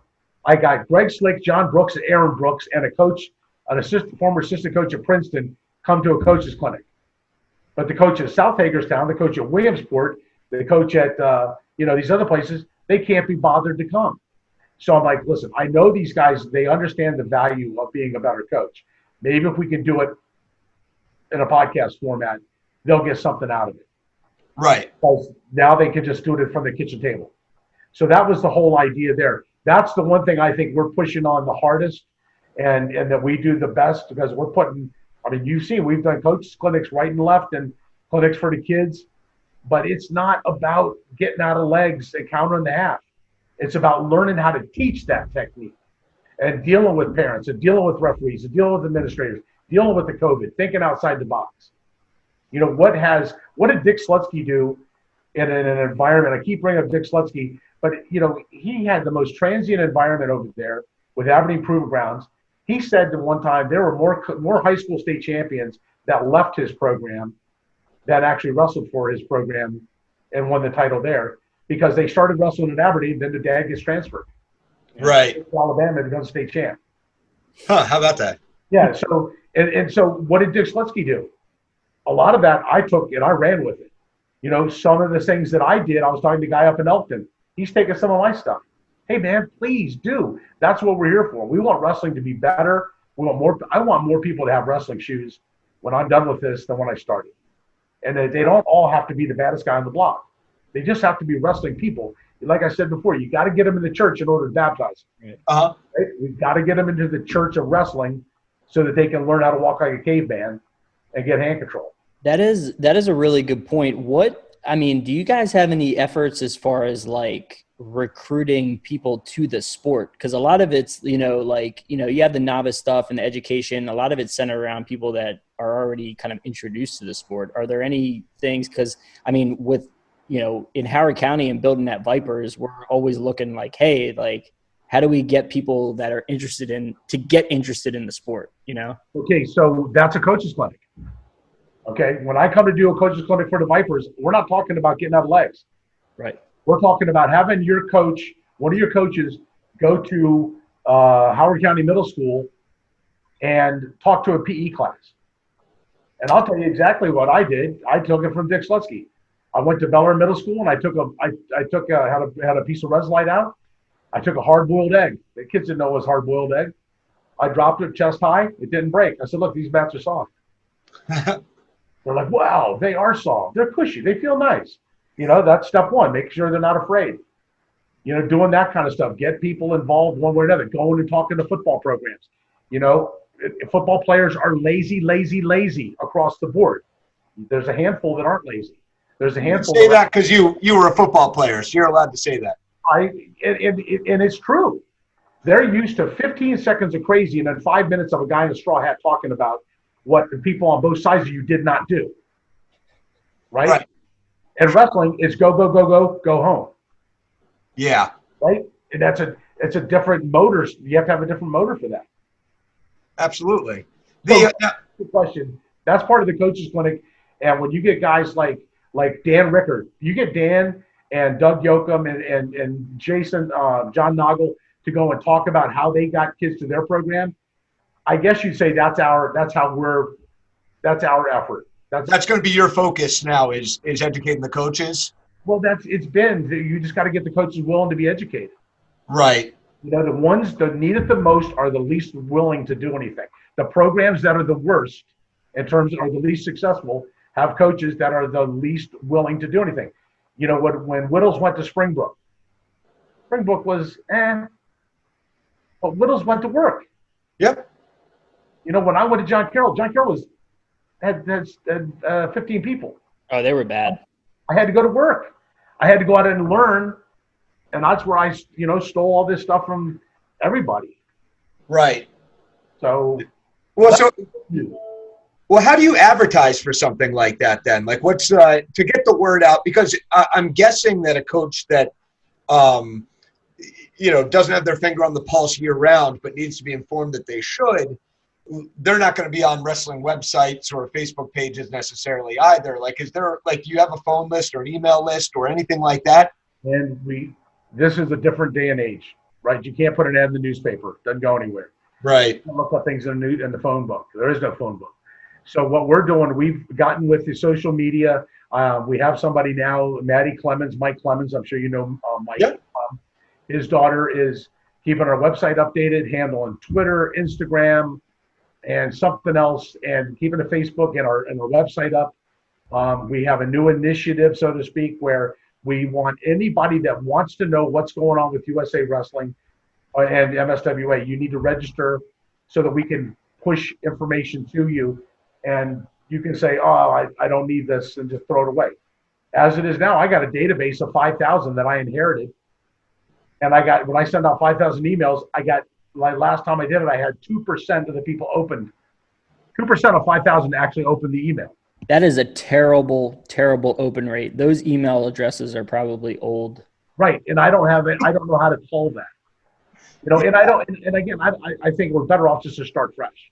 Now, what are your thoughts? Maybe, and I'm literally spitballing off the cuff here, but maybe, you know, if we did have a high school season next year, and I'm just using high school as an example, but having a representative from the MSWA show up at every county or conference tournament, and at the, you know, the pre-tournament coaches meeting, hey, just ask the director if you could get 5 minutes to give a spiel, and then get contact information for all of them, including phone numbers. And I found out that calling people directly works a lot easier for me than emails.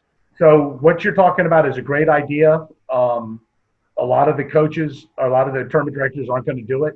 Yeah. The MPSSAA definitely won't do it at the state tournament because we've been down that road. Yeah. So and that seems to be there's some tension there, right? Well, there's, I mean, I came to the MPSSAA with a situation where they could save $3,000 and we would save $3,000 running our state tournament 1 week apart. They didn't have to do anything different, except for play ball with us, and we would rent the mats that they were using. It was just a little bit of cooperation. And it started out like, yes, that'll be great. Then I got put on ignore. So I'm like, all right, well, obviously you know what? They've got very deep pockets. So they're not worried about a couple grand. I worry about a couple hundred. Right. Now, what do you mean by play ball? Well, we were going to use I wanted to use the same mats for the tournament. We were going to put we were going to set up our tournament exactly the way the MPSSA sets up their tournament. Okay. Put the mats down. The arena would give us the arena for, I think it was 9 days. And we would save money because now there's not an extra cleanup and setup. Right. Okay. And there's also saving money on the mat rental because we're renting the mats for 2 weeks. I mean, for 10 days. So Right. we saved $6,000 total. But I couldn't even get to the point to sit down with Brian Lehman and lay it out there. It just was like, I've got other things that are more important to worry about. And then I just got put on ignore when push came to shove. So I'm like, look, obviously they don't need to save the money. I do. We got to do our own thing. Yeah. Are you still thinking about trying to keep that dialogue open? Because it didn't seem like. Look, I don't have any hard feelings. I knew Mike when he was coaching Mike was coaching at Mount Hebron when I was coaching at Bel Air. But he got no problems there. It's just that they work things differently because they don't have the financial restrictions that we have. Right. Yeah. Because do what's in the best interest of our membership. Well, yeah, and just to be clear, like you say play ball, it's not like, hey, hold your turn on Thursday and Friday instead, and we get it set. Like, it's literally hold the exact same thing you're doing, just let's go at these guys together in a co-op effort. Bingo. That's it. Wow. Seems like a pretty easy answer to me. And I had the table set. All you had to do was sit down at the table. Now, how much do you communicate with the MPSSAA? Because I know with like the Franklin Fall Showcase, there was a couple of alerts that came up early on when we were doing that. Do you communicate with them quite a bit on certain events? I did initially, but now it's like we're doing things that are already approved, and we're doing it in an approved fashion. So we really don't have that issue. Hey, listen, I'm going to lose my computer here, so I'm going to switch to a phone in a second. Okay. All right, so I'm going to have to bail out of this and then jump back on. And sorry about that, guys. Sometimes we start rambling so much about wrestling, it's start experiencing technical difficulties. When we get really into it, batteries start dying and people need to make adjustments so we can plug in our computer and keep the talk going. So back here with Watty with it, while you were talking about the relationship with the MPSSAA. Right. So we don't have any problems with them. Like I said, I knew Duffy when he was coaching at Mount Hebron, and everything is cool. It's just that we have a different way of going about things. We need to watch our dollars more so than they do. So we're going to do things a little differently. But you know, at the end of the day, we're not violating any of their rules or any of their guidelines. I was just hoping we could have a little more of a relationship. It's kind of like the National Federation of High Schools. Okay. They deal with, I think it's 30 some sports. Why would they not let you have USA Wrestling be part of that? USA Wrestling only deals with wrestling.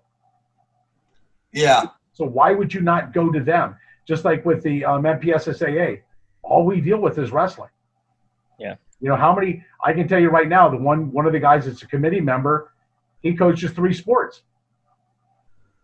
Huh. Okay. You know, I mean, all we do is wrestling. So, but, Yeah, you know, it's the public school thing is all about equity, and it filters down. And if you can't do, if is wrestling is special for this, then this thing is gonna. No, but when it comes to saving like something like this where literally nothing has to change, it really surprises me that they just would cut off all communication. Well, I'll tell you what. I mean, we can get into this too. I mean, budgets are going to get tight, man. I mean, like Howard County went through a huge budget thing now. They had a pay cut to teachers, and, on the collegiate level, we're seeing programs getting cut and all that kind of stuff. Like COVID's going to have an impact. And, when you get bureaucrats and shit that they don't have any negative consequences for overspending for the most part, and they don't have any positive reinforcements for saving money. You know what I mean? So they're not motivated to do it. well, so what we're going to do this year for the state tournament is, we spent $24,000 to be at the Showplace Arena for the same place the MPSA has their tournament. They spent almost 40. We ran 700 wrestlers. They ran, 16 times 14, right? Yeah. For a lot more money. They have more pomp and circumstance. They just cost more money at the end of the day. So we're going to run ours at Hartford Community College. We're going to save a bunch of money. We're going to take that money and we're going to give it back to wrestling. We're going to take all the coaches are going to get fed lunch. Not a big deal for the MPSSA because you're used to that, right?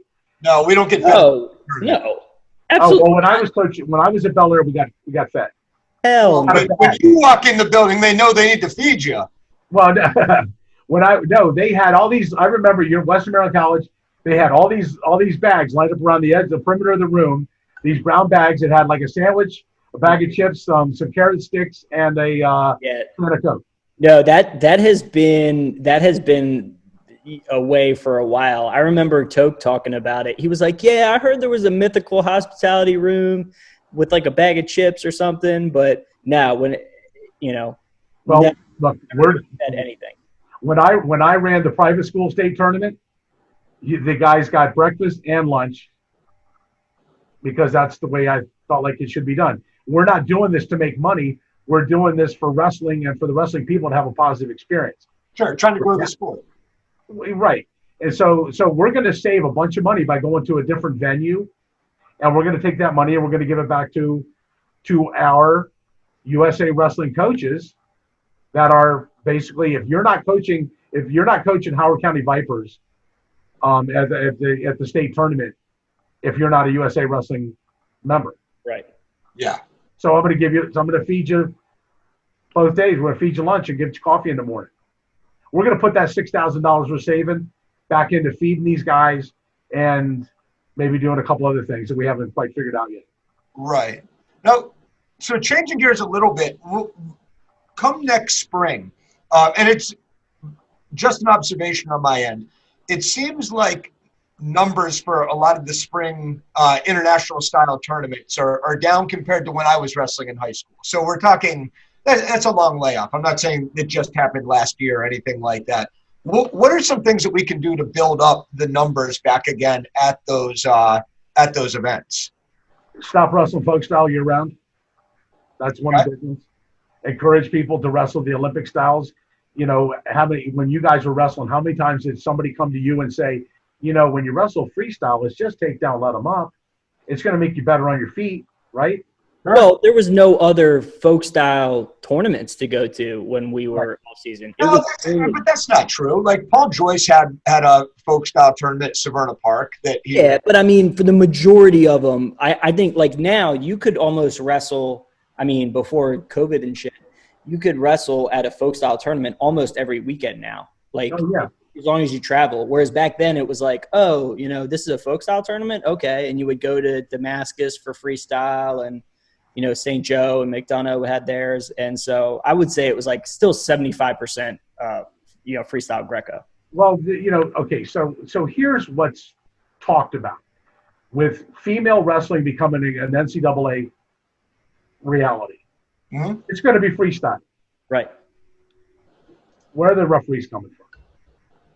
Your average folk style referee will not touch freestyle, even though he only has to be on his feet for a third of the time. They don't want to do it for whatever reason.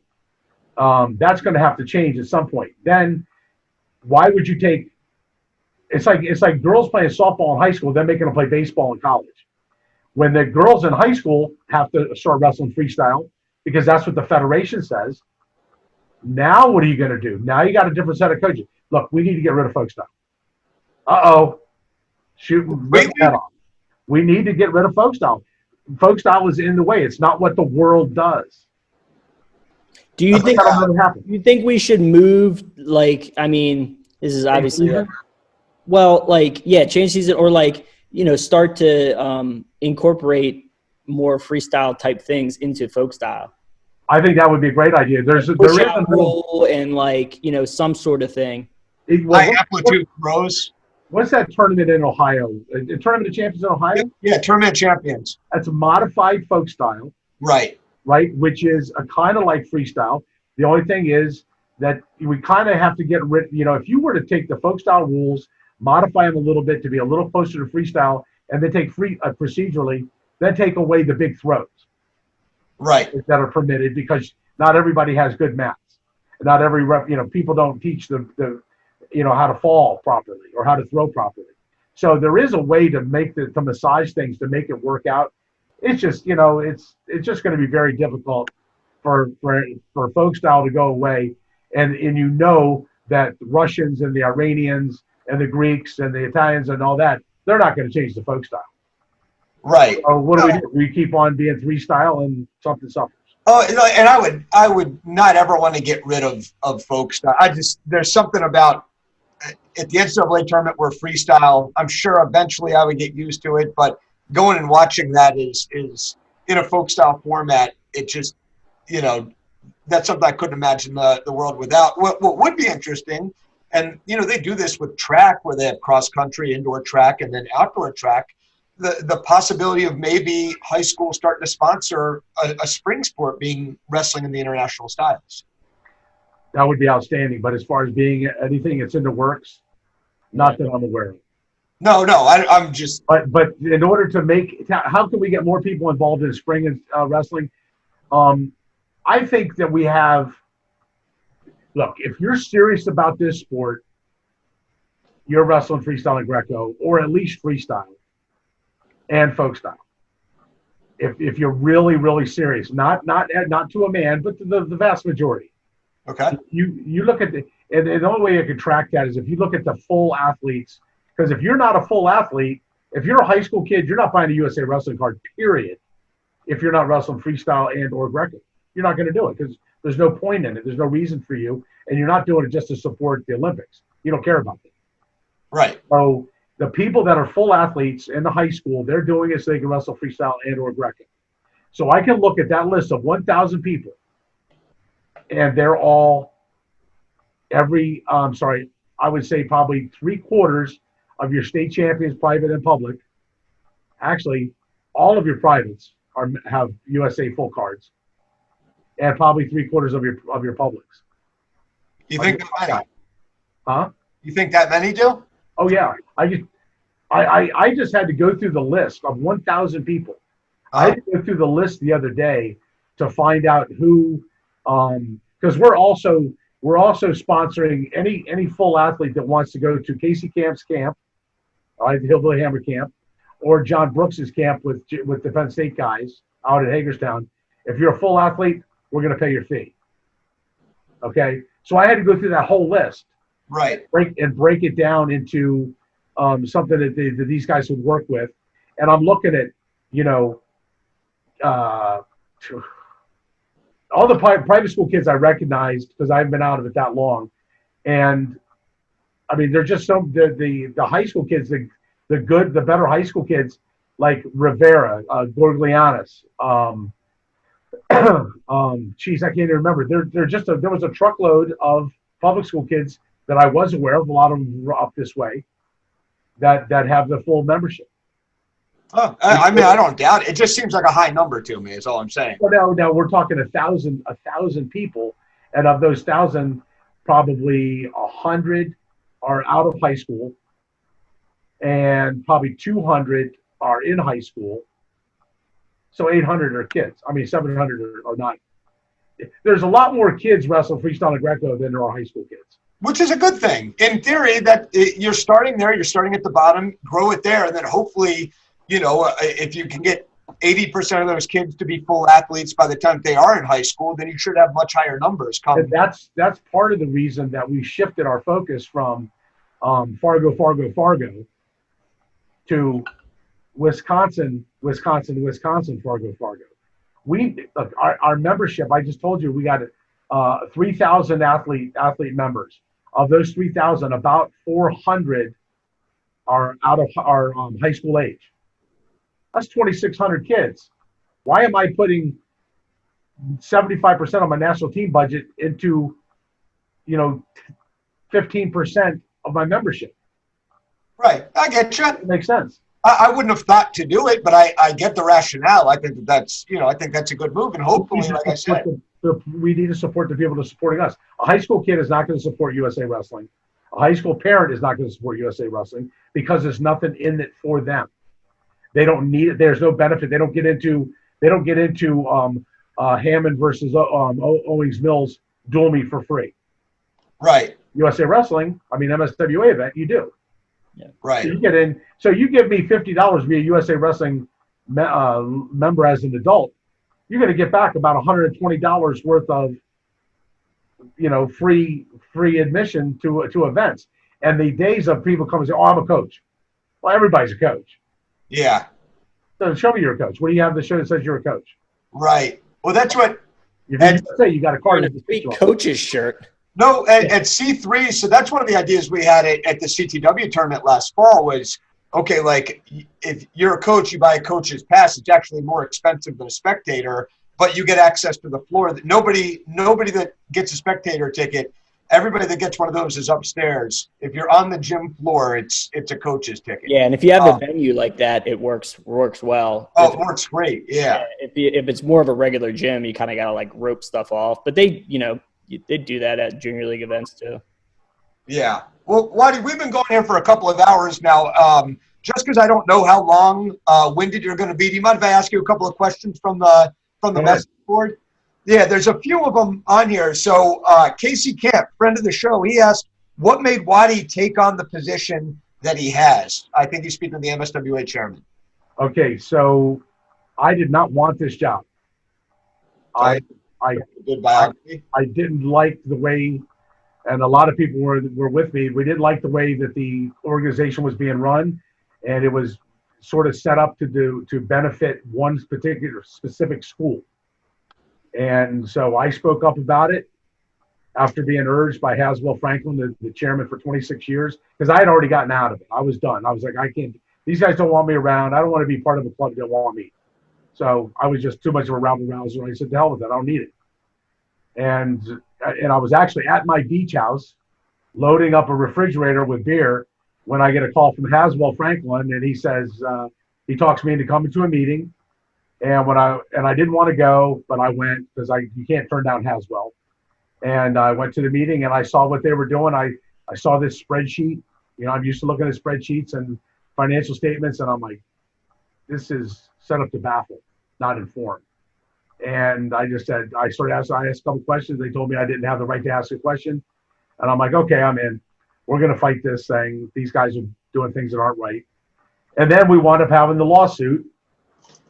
Okay, that was a result of some questionable accounting with regards to an election. And next thing you know, it's like, all right, so I'm leading the way with the lawsuit. I was nominated for chairman. Like I said, I really didn't want it because I just wanted to be. I put my time in. I wanted to be sitting in the bleachers and going to bull roasts and helping out here and there. But now I got the job. My old man told me I'd never amount to anything. So even at 59 years old, I hear that voice in the back of my head So I have to overcome that. So it's like, I got this job. I got to do the best I can with it. I like it. Do you have a most memorable moment from it so far, whether it be in one of the team trips or, positive moment, we'll say?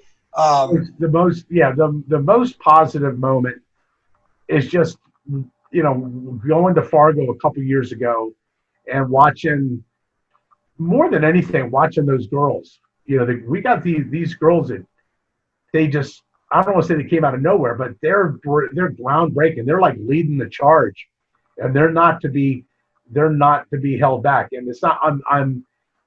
Initially the girls. This is initially as in way back when. When I was coaching at Bel Air, a girl wanted to come off the team. First thing I said is, "You got to cut your hair and get rid of those fingernails." On the road they went. Or if they came back and said, "Okay, now we're doing push-ups," and do push-ups until the whistle blows. Usually they'd go get a drink and never show up, and never come back. So they were just sort of in the way.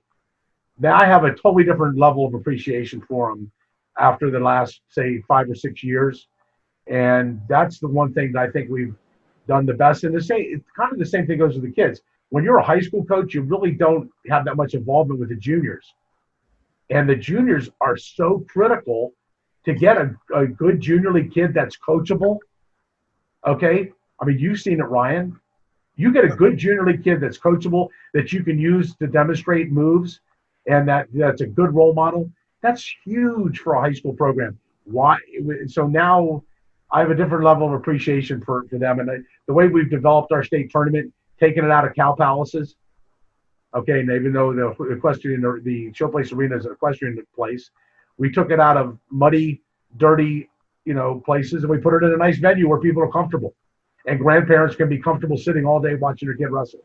So I'd say developing the boys' state tournament system and also developing the girls' program have been the most satisfying.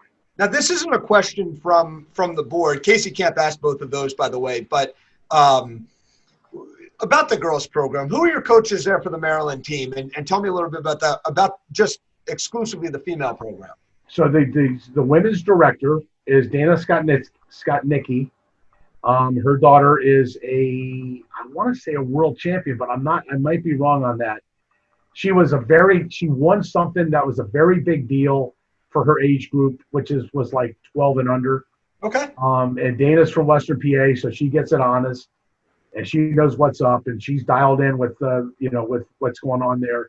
The head coach of the girls is Justin Wildy. He's also, I believe, he's the head coach of Woodlawn. He is, yep.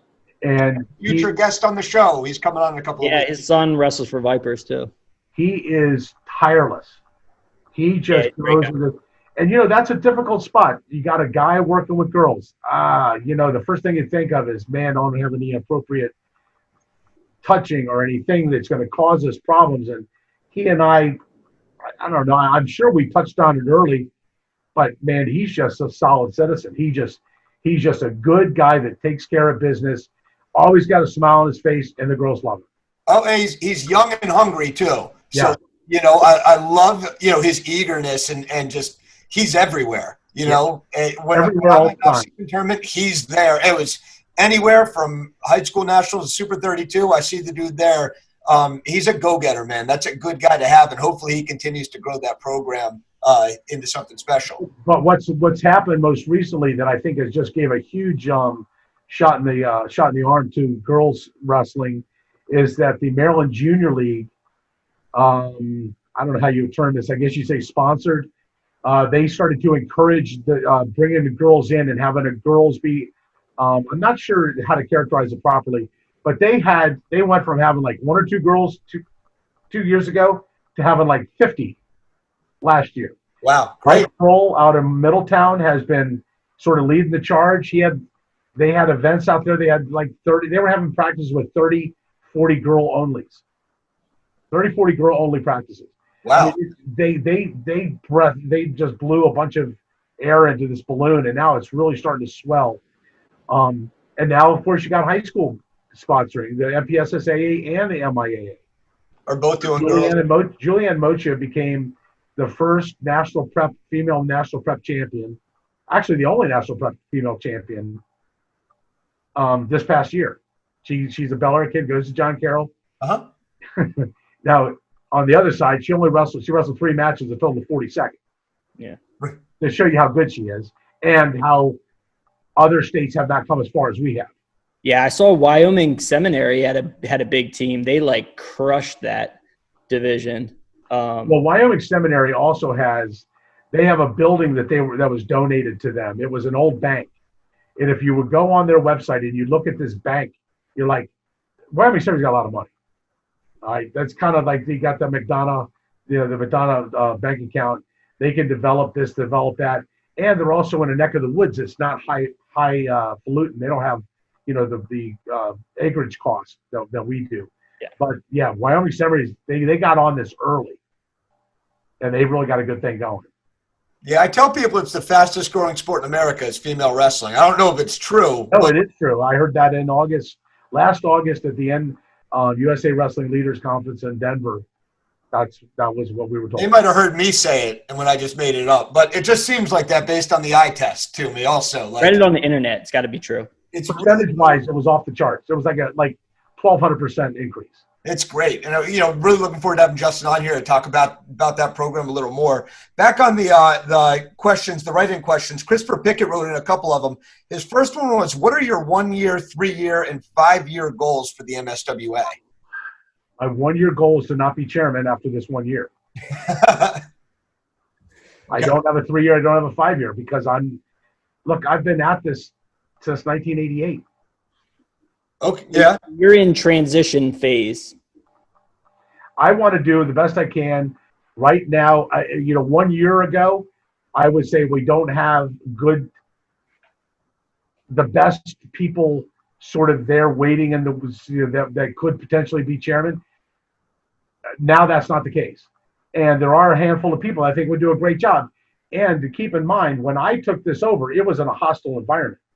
I was still being sued for $10 million.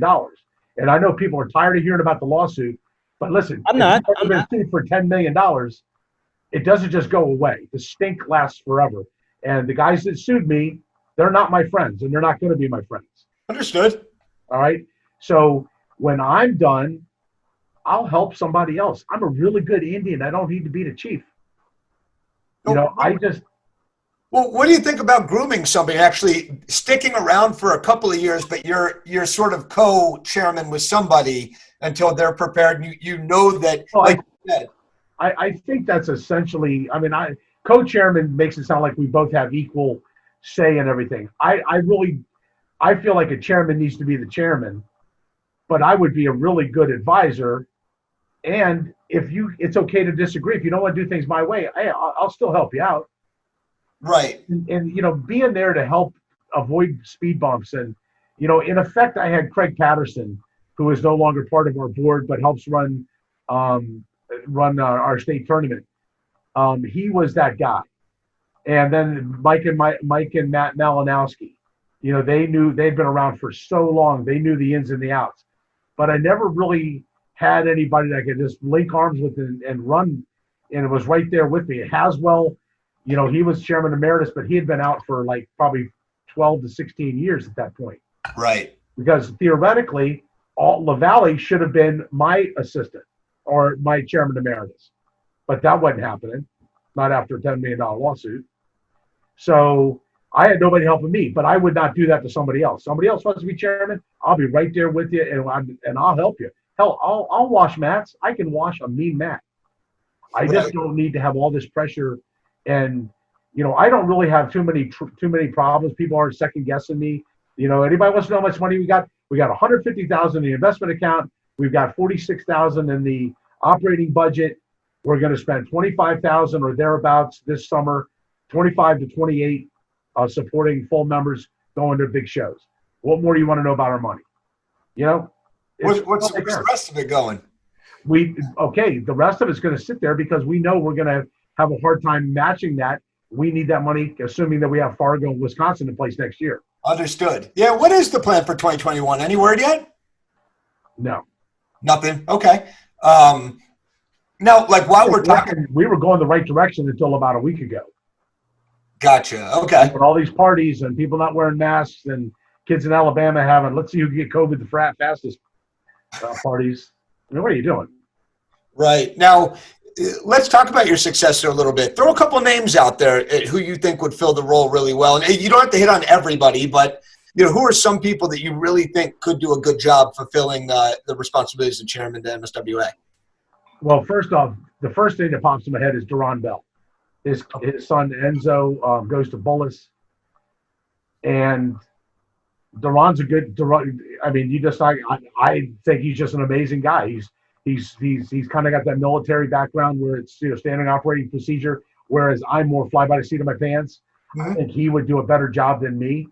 But does he want to do the job? Most people look at this job like it's this all-consuming job. It really isn't. I would say that on average, I probably put in about 8 to 10 hours a week.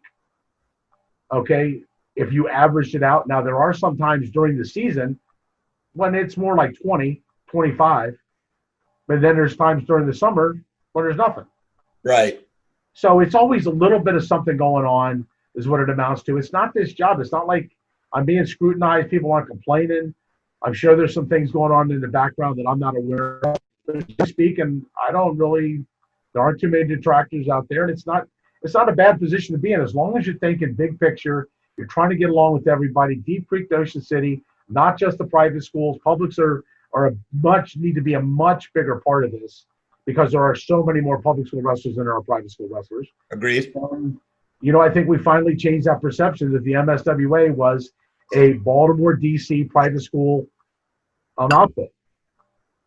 Yeah, it could have been. Yeah, and I didn't even ever think of it that way, but until it's brought up. I mean, I'm in the Baltimore metro area, so easy for me to say looking from the inside. When I first started, that's what I thought it was, truly, and nobody said anything different. It was all about Mount St. Joe and DeMatha, and Mount St. Joe and DeMatha back in 1990. Gotcha. On to a couple of the other questions here. Christopher Piggott wrote another one in, and you kind of touched on this earlier.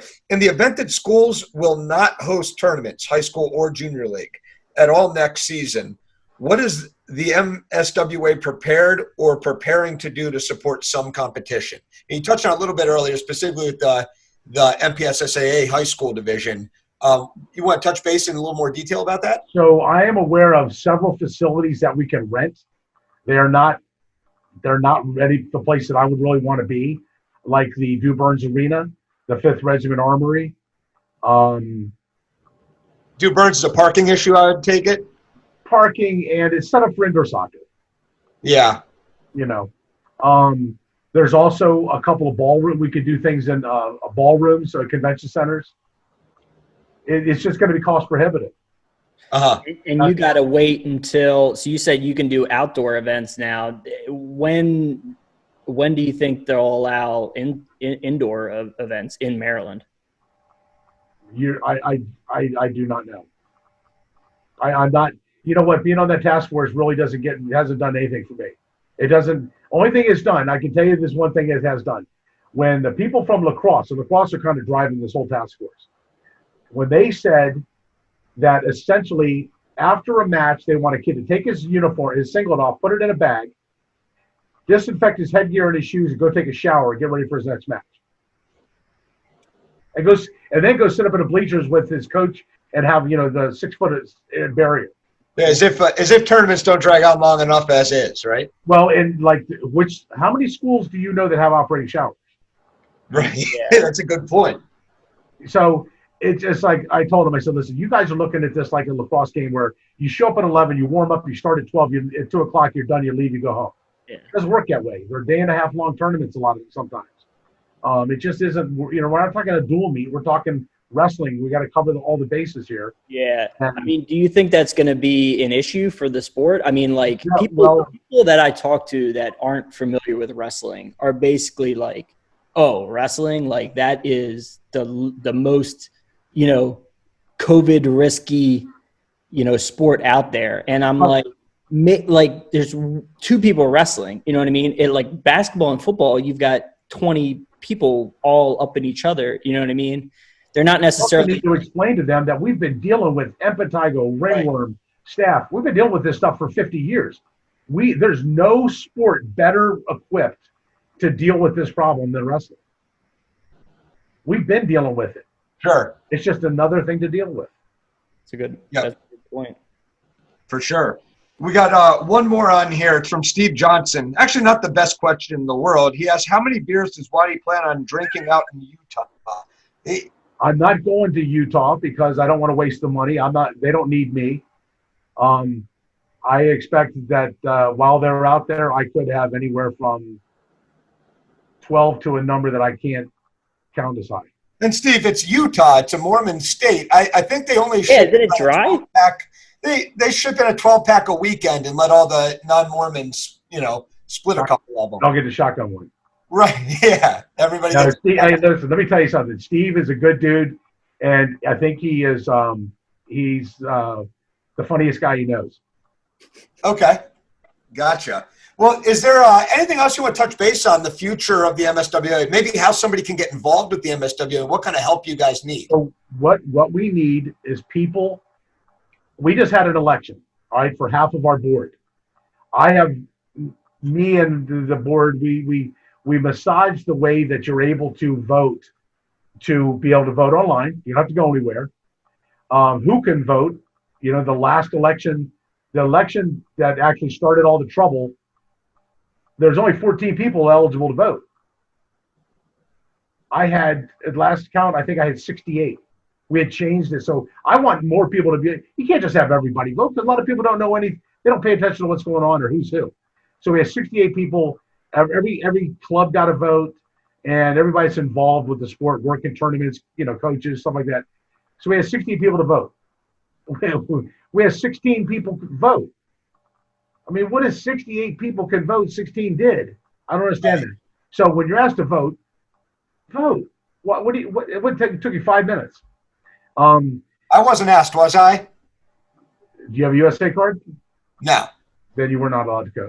Just making sure I didn't miss any obligation that I committed to. But if you want to be involved, what I would suggest you do is go to your regional person. The regions are the strength of our organization. The most solid region, I guess you'd say, is probably the South. Between Gabrielson and Keesling, and they've got a really good group of Anne Arundel County. That area is really solid. We need the West to strengthen. Not to say they don't have good wrestling, but we need them to be a little more like stand up and be heard. Let us, make sure that your best wrestlers are getting on the national team. Same with the Eastern Shore. Now the Eastern Shore, they're more regional, they're more accessible, geographically. So we've got a really good thing there going there. We've got I think we're bringing 9 or 10 teams that were independent operators all together to form a league, an age weight league that sort of get the ball rolling over on the Eastern Shore. Get involved with your region. If not that, volunteer to help your club at events. That's the best thing you can do. Or if you really want to do something, take a board spot. And taking a board spot is not just, okay, I can vote. No, you're going to need to do some things here and there. You're going to actually have to do a little bit of work, but it's not that big of a deal.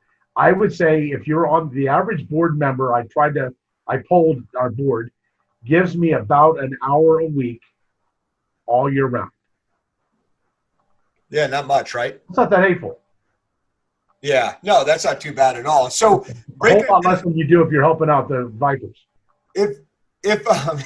So if somebody did want to talk to their regional representative or whatever the case may be, who are some of those people and what areas do they cover?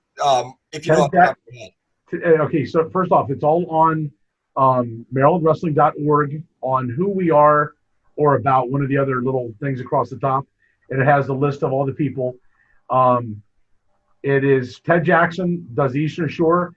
Recently, Tony Akia just won the election for the northern region, which is essentially Cecil, Baltimore, northern Baltimore, and Cecil, Baltimore, and Harford County. The west or the central is Tony Barnes out of Watkins Mill, and that's like Baltimore City, Carroll County, Montgomery County.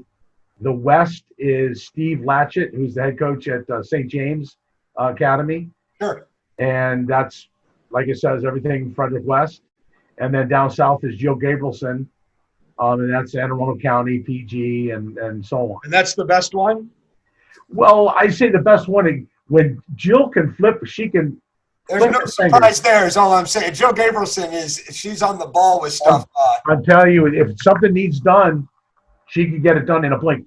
For our first two state tournaments, we were looking at a huge undertaking. We went from moving from a place where they would auction off cattle at the state fair to a big indoor arena to a $38,000 budget from $8,000.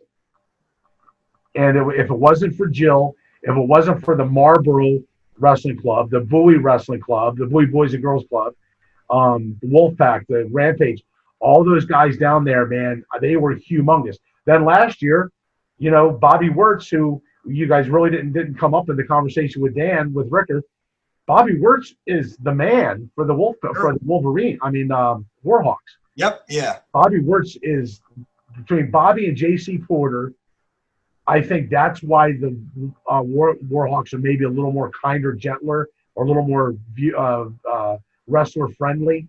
It used to be, kind of hard nosed, and it's still hard nosed, but it was a little more abrasive. Now it's less abrasive because those guys understand the value of diplomacy and trying to work with people, and they're doing a fantastic job. Absolutely. So what else is going on with the MSWA? Is there anything else that you want to cover that we didn't touch base on before we let you go here? The only thing I can say is if you're running a club, and I'm not talking about a freestyle Greco club because that's pretty much we're the only game in town for that. But if you're running a club for folk style during the season, you need to, before you sign on the dotted line and you write that $300 check to the little insurance guy on the corner, call me and let me run the numbers for you and show you how it works to be part of USA Wrestling, a USA Wrestling club. The benefits are off the charts. You're going to save money in the long run, and everybody's squared away. It's not done in piecemeal. It's it's a package. Okay, so that makes the MSWA money. Then I take that money and I give it back to you. Sounds like a win-win, right? It's real simple. It's real simple. All of my first year, I tell people we raised $45,000, but we spent $50,000. How do you do that? Some people say you're doing a good job. Here's an extra $1,000. I've had that happen. Wow. We have because of Haswell Franklin, who's a financial advisor, and him thinking outside the box, we'll have somewhere in the neighborhood of about another $150,000 coming our way in the next few years. Now it's a ton of money, but we have to, I used to ask Haswell, what are you gonna do with all this money? He goes, we need it for a rainy day. Well, we got our rainy day a couple years ago. I didn't count on that. That cost us $60,000. And how anybody can look at Neil Adelberg, Carlos Sandoval, and Jay LaValle and Harry Barnaby and say, that's okay, you cost us $60,000. We don't mind. That's okay, perfectly fine. So that you could stay in charge? I don't get it. I could have taken that $60,000. We could have done more for CTW. CTW is filling a void. It's kind of like Beat the Streets. I don't see where Beat the Streets is doing a whole lot of anything for wrestling. Like CTW is actively doing things. The Beat the Streets in Baltimore, I don't hear much. Maybe it's not I don't hear about it. I know I can't agree with that. And maybe my finger's on the pulse a little bit more with it. But Lydell Henry has been doing. Very, very active within the circle as far as even during this COVID thing, doing Zoom workouts as a group together, different types of get-togethers. He's been doing quite a bit. So that part, but that's fine. Well, I think we're trying to get them on to talk about it, right? I would love to. Yeah, and it would be it'd be great to have Lydell on here to talk about the whole Beat the Streets program. That's something that we want to be. We're not as big as Beat the Streets is, CTW, obviously. But you're more visible. That's the whole thing. If they're doing these things, how come? If I don't hear about it. Yeah, that part I don't know. But and it could, again, comes down to getting the word out and marketing correct. Sometimes I don't hear about things till after the fact, but nonetheless, it's would love to have him come on here and talk about his program. But yeah, so getting clubs, registered and saving the money that goes back into wrestling, I think is a great idea. Everybody wins. If they will come at least talk to me and let me show you the difference, we will all win in the end. There's just no question. You just don't give, U.S. insurance $350 and then down the road you go and you never get anything from U.S. insurance. Sure. Yeah, it's a no-brainer. I mean, having been involved with headhunters for years and years and years, it's a no-brainer to do the USA Wrestling Club thing. The only caveat to that, as far as the in-season, is the Parks and Rec services seem to have a better relationship with the schools as far as getting space and stuff like that. Exactly, and that could change, because if the schools are not allowing anybody in, it's going to have to go to private facilities almost exclusively, or private schools or whatever, and that sort of takes away the advantage of. And then obviously the other advantage is, that the Parks and Recs has huge reach in the community as far as like other sports and all that kind of stuff. Oh, you did lacrosse with us, now you can do this wrestling thing, and as far as getting the word out. But I think this COVID thing could change it. Well, part of the reason that I was jumped as soon as Doug Yoakum brought me this idea for Utah is I saw that this is a way that we can show non-wrestling people you can have an event with multi-state involvement and come back okay. Well, yeah. Now, our guys, when they come back, are going to have to be self-quarantined for 14 days because Utah's on one of those lists. Sure. But, okay, so you self-quarantine. Right. And sometimes, you're trying to build co-op relationships with people involved in the sport and help grow. Sometimes you got to make the first move, which it sounds like you're doing now with some of the events that are going to some of these non-USA wrestling events that you're still trying to help out some of the people on the team. Yeah, we need people to be active and to show. And there's no doubt in my mind that New Way and Scrap Life can run a good event, and will take all the precautions that, at least the minimal precautions that their states are going to require, and they're probably going to go beyond that because they don't want to look bad in the long run with somebody finds out that their event generated 50 cases of COVID. Right. Hey, listen, one last thing before we wrap up. Sure. CTW is a very big deal, and we've actively sponsored. When I say we've, the MSWA. I mean, I threw you guys a couple bucks. Casey, the Hillbilly Hammers have sponsored it. Casey and I, at least, we understand this takes a lot of time and effort, and you guys have played a role in keeping wrestling from being a bunch of, whining and complaining for the past handful of months by having the podcast, by creating the Uncensored page, and so on. And I think it's important that people understand that you guys look, you're not getting paid to do this. I'm not getting paid to do this. We're doing it because we love the sport. People need to give us a little love. Join USA Wrestling. Support CTW. Send a couple bucks to help with the cost of running the podcast. We're all in this. Hey, look, I hate this. We're all in this together stuff because it's been said to till you're sick of hearing about it. But we're trying to keep everything relevant and interesting. Oh yeah, and we appreciate that. It's we definitely appreciate a lot of the support that we've gotten so far, and I think bottom line is, Jason and I don't do this because we get paid monetarily, but we both enjoy it a lot, and we enjoy having people who also enjoy the sport come on and speak with us. Yeah, so, I mean, that's one reason all these episodes are like 2 hours long or an hour and a half. When we're like, okay, this time we're going to keep it to an hour, and it never. I remember the first time I was thinking, I think I told Ryan, I think we do this like 45 minutes. Yeah. It's like the Merv Griffin show. Yeah, Sean Gertz goes, what do you think, 20, 30 minutes? I know, it's like, oh, you're going to have nothing to talk about after. Like, well, no, I guess you don't know people that are into wrestling. Well, and the other thing is we've known each other for a long time. Sure. I mean, Jason, when I first met you guys, you were fresh out of high school, and we were doing the Team USA with Luke.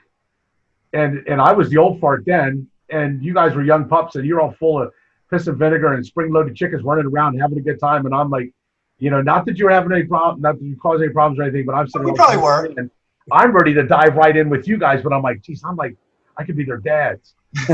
Back, I got to be more. I can't. I got to keep track. You guys go have a good time. I'll watch the kids.